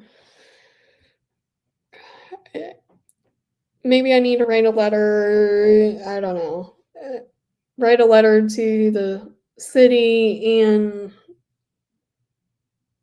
to the business that created the shelter bus stop. I know it won't make much difference, but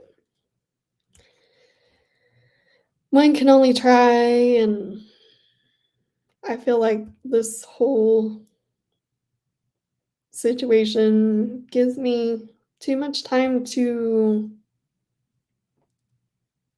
do stuff that seems like it doesn't matter. But wasn't I going somewhere? Wasn't I gonna stop talking? Oh, well, my battery on my computer is half full, so I think I think I've talked myself out. I think I'm ready for a nap before seeing this dog that's gonna absolutely drive me crazy. But in a good way. He loves me. He only loves me.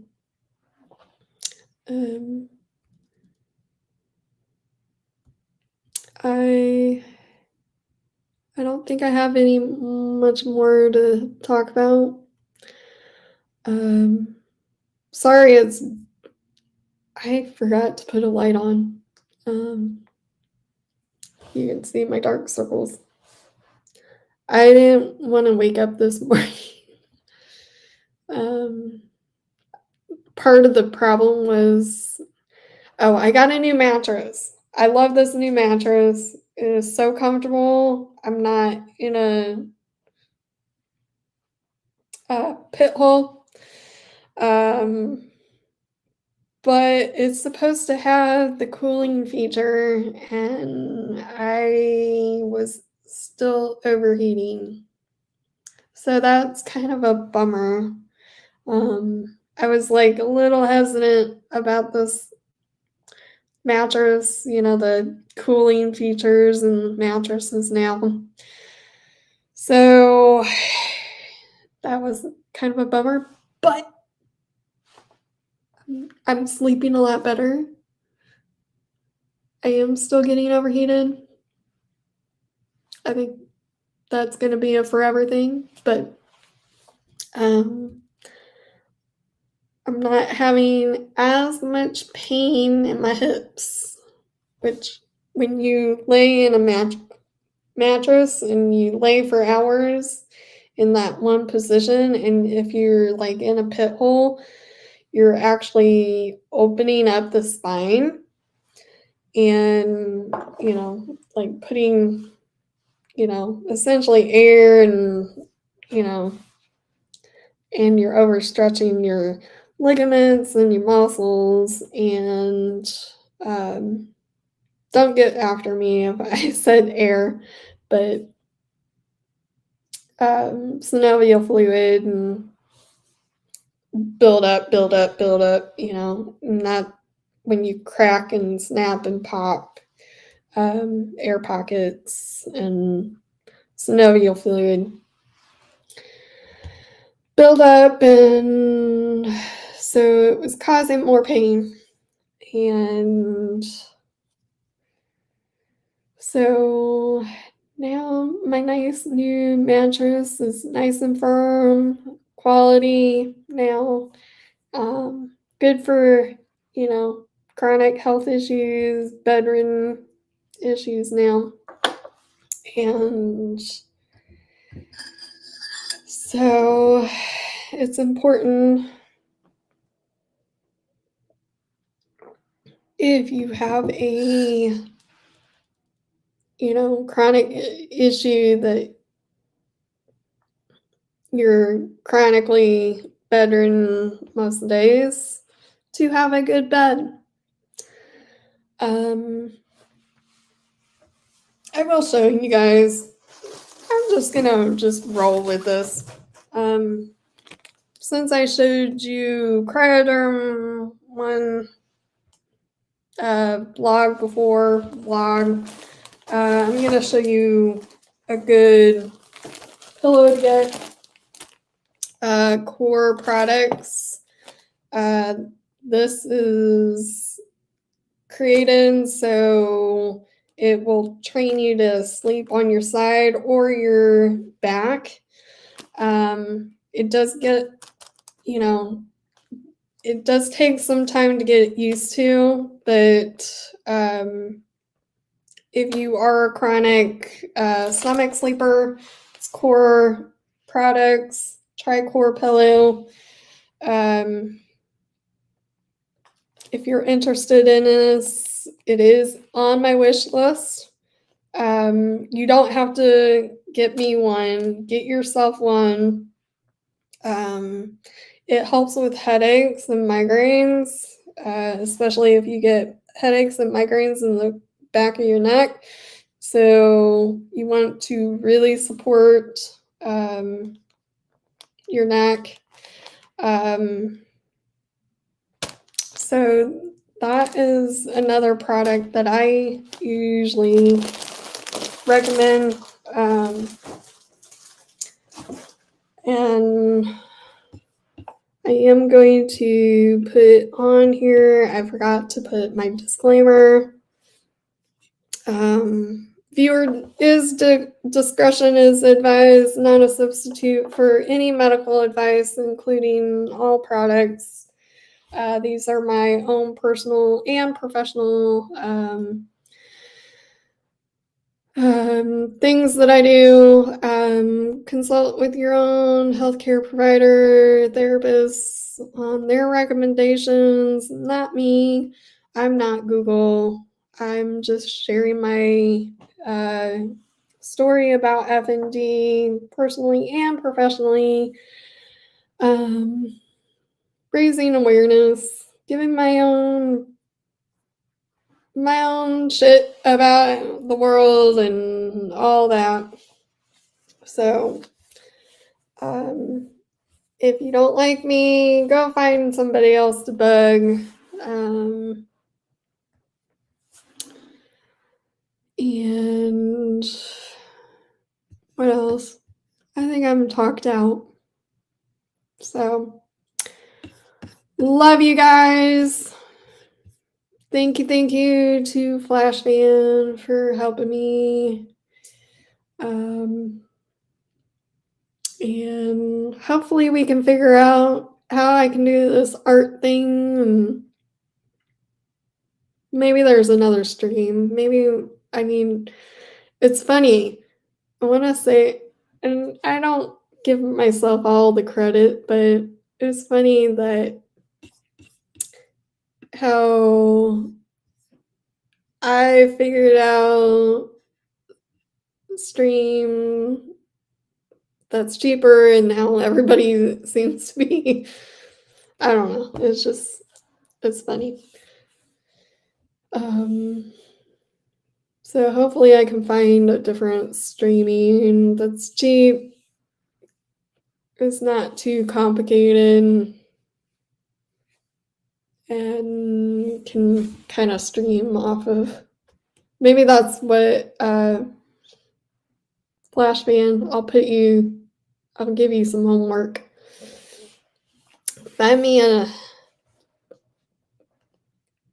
if it's free, I will use it. But then most of the things, to get their logos off of it, you have to pay. So, and also over here,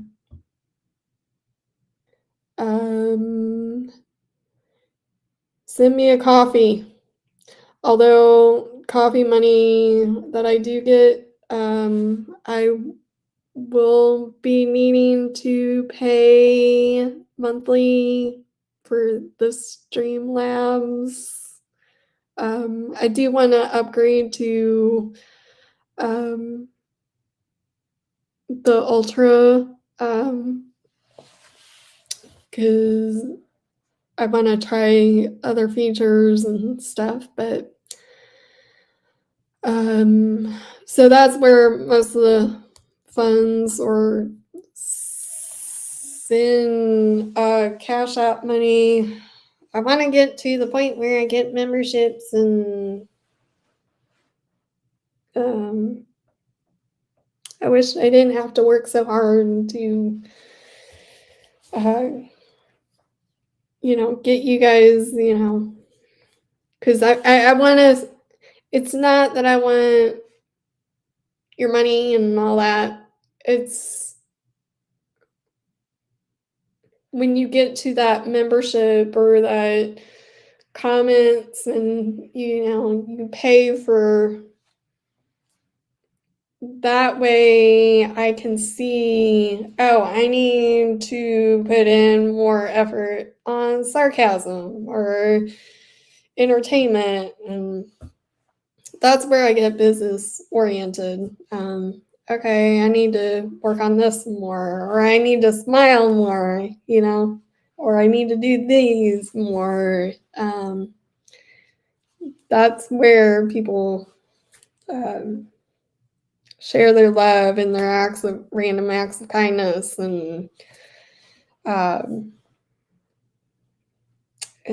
because all of this is going to pay forward. It's pay it forward, backwards, and upside down, and I want to get to the point where, like, I pay some of my mods, or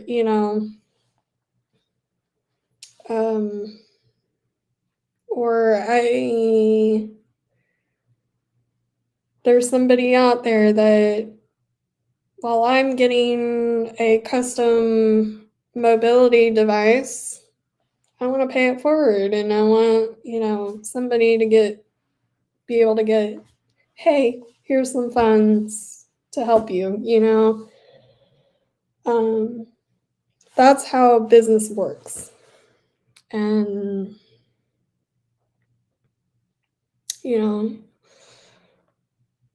I believe that 20%, give or take, maybe a little bit, probably in today's age, 30%, 10% goes to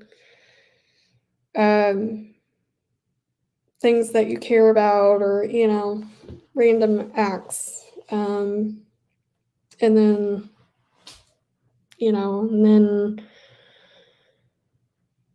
and then you pay a certain percentage to, employees or fun employees.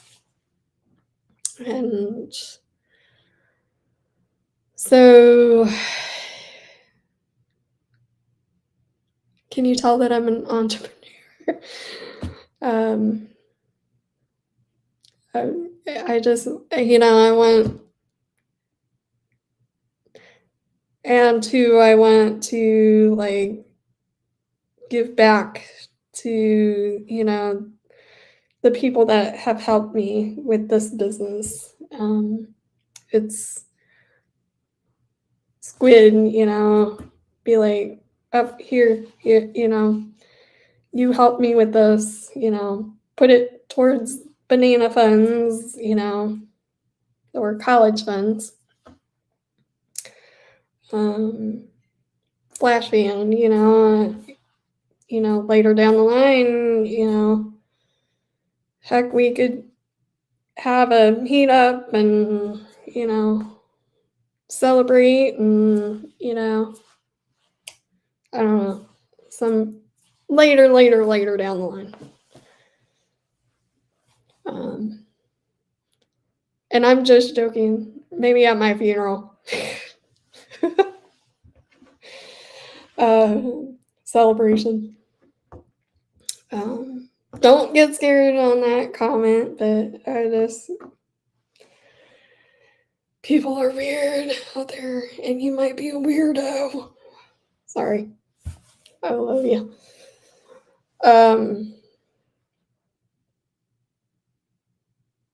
So just, oh, you don't have to drink coffee. You drink your Diet Coke or Oh, I had to drink Pepsi last night.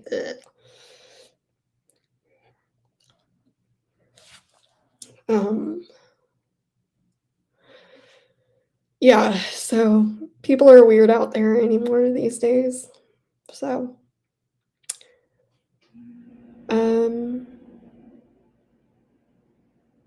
but and then, send me Cash App or this, and that money, I would like to go to Dollywood. There's some YouTubers that are meeting up and doing a meetup and here in June, but I want to see how I do, with this condition and traveling and see if I can travel. But this has brought in a lot of limitations in my brain, and I can't do this. I can't do that. I can't, and that's stems from people that are ableism, like, and that mentality is not good for me,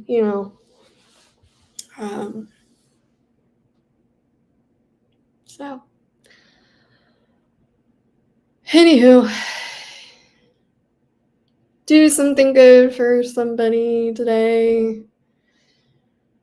Get outside. It is beautiful. It won't last long because Mother Nature is bipolar, and there's 12 seasons in a year, not 4. So hopefully get out, get some sun. Sunshine's gonna help you sleep good tonight. We need vitamin D. We need all that. I know, but when you grow up on Diet Coke, and although I am, see you getting me on a tangent. I grew up on Diet Coke. I can't drink regular pop. Like, I'm now pre-diabetic, so they say. And I can tell a difference between Diet Coke and regular Coke. Regular Coke makes me jittery, and yeah. But I used to drink, being a teenager, young adult, all the time. I drank it like coffee, and now I've converted to coffee. And I will drink that whole day if you let me, but I limit now to 1 Diet Coke or whatever a week. One, maybe 2. I will be honest, maybe 2. Depends on what's going on. And the waitress, I even tell the waitress, I only want 1. After that, water. But and then coffee is just 1 cup a day. That's all I need. Otherwise I won't sleep, and I should be like done with this by now, because it is 2:00. Otherwise I would drink that all day too. So yep. Yeah, drink whatever. I don't care if you have a little, whiskey and Coke, and I don't care, It's whatever works for you, and if it doesn't make you crazy, go for it. Alright, guys. Well, I have been on here for quite a while, talking your ear off. I love you guys. I wish it would do does it do the thumbs up? Up there it is. Give me a thumbs up if you like this video. Share the love. Comment. So like it. Love it. I wish the celebration thing, I can't figure out how to get that. It did do the celebration thing in one of the other videos. But like it. Love it. There we go. Now it's doing it. So I guess 2 thumbs up. Celebration. So celebrate it. Oh, I didn't notice you. Gail.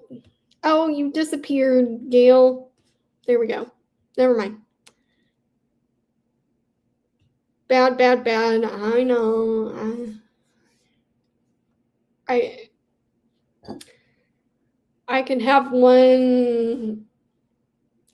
I say now that I'm pre-diabetic and I take, pre-diabetes pretty serious. Like, I have a tattoo to remind me, being a naughty girl,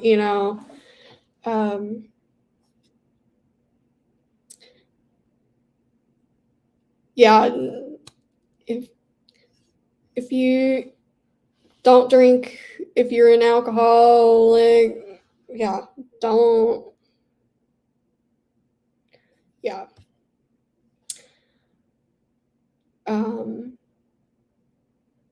don't drink if it makes you crazy, please.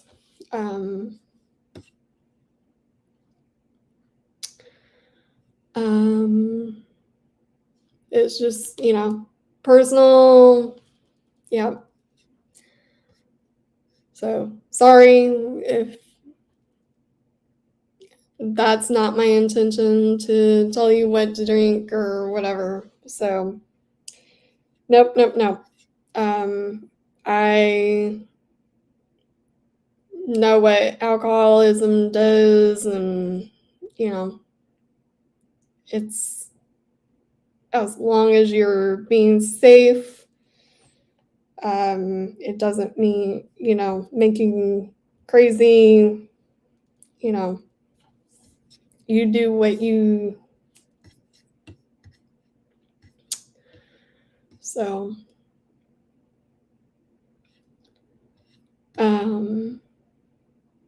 so don't drink if you have a problem, an addiction or anything. That is a no. So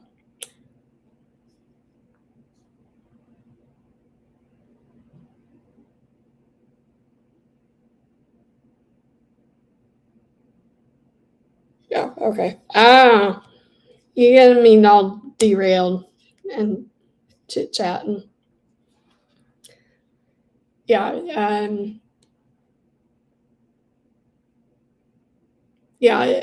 I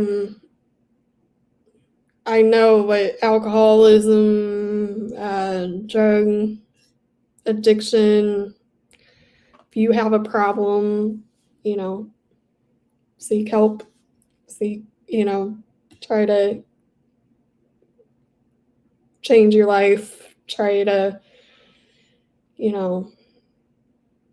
limit yourself. Refrain from that, environment. So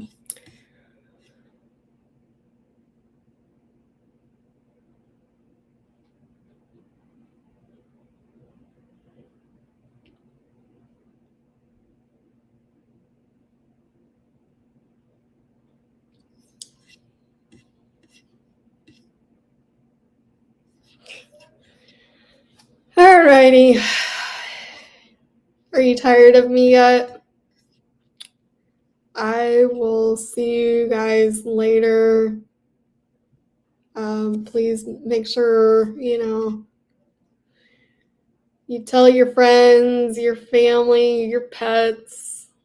Maybe I need to do a little, maybe I need to get one of those rubber chickens, because I did that with this dog last time. No argument here, if you can't handle,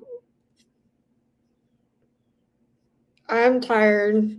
I'm like getting in that sleepy mode. I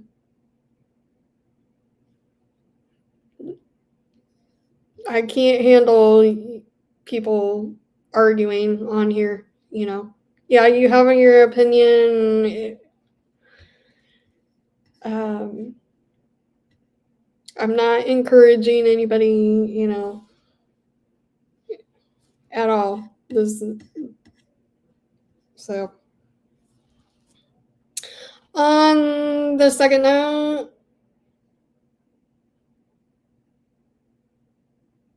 yep, eat, go eat.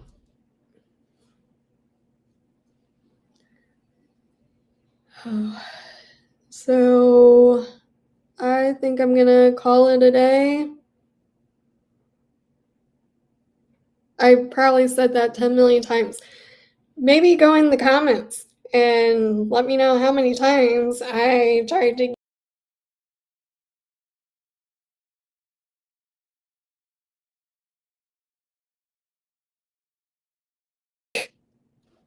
Okay, that was weird. That was very weird. I'm still here, right?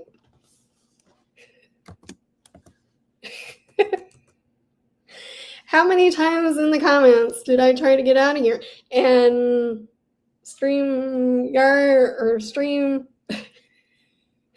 tried to get me off of here somehow, some way. That was funny. Like, nope, you're done. And it even beeped. Like, nope, you're done. All right, guys. I will see you guys tomorrow. Maybe I'm gonna have fun with the dogs. I'll probably be back Saturday, maybe. And leave me in the comments how many times I tried to get out of here. Squirrel, derail, ADHD. I love you guys. I'm out of here. Bye. Be good. And drink responsibly. Since we talked about that earlier. See ya.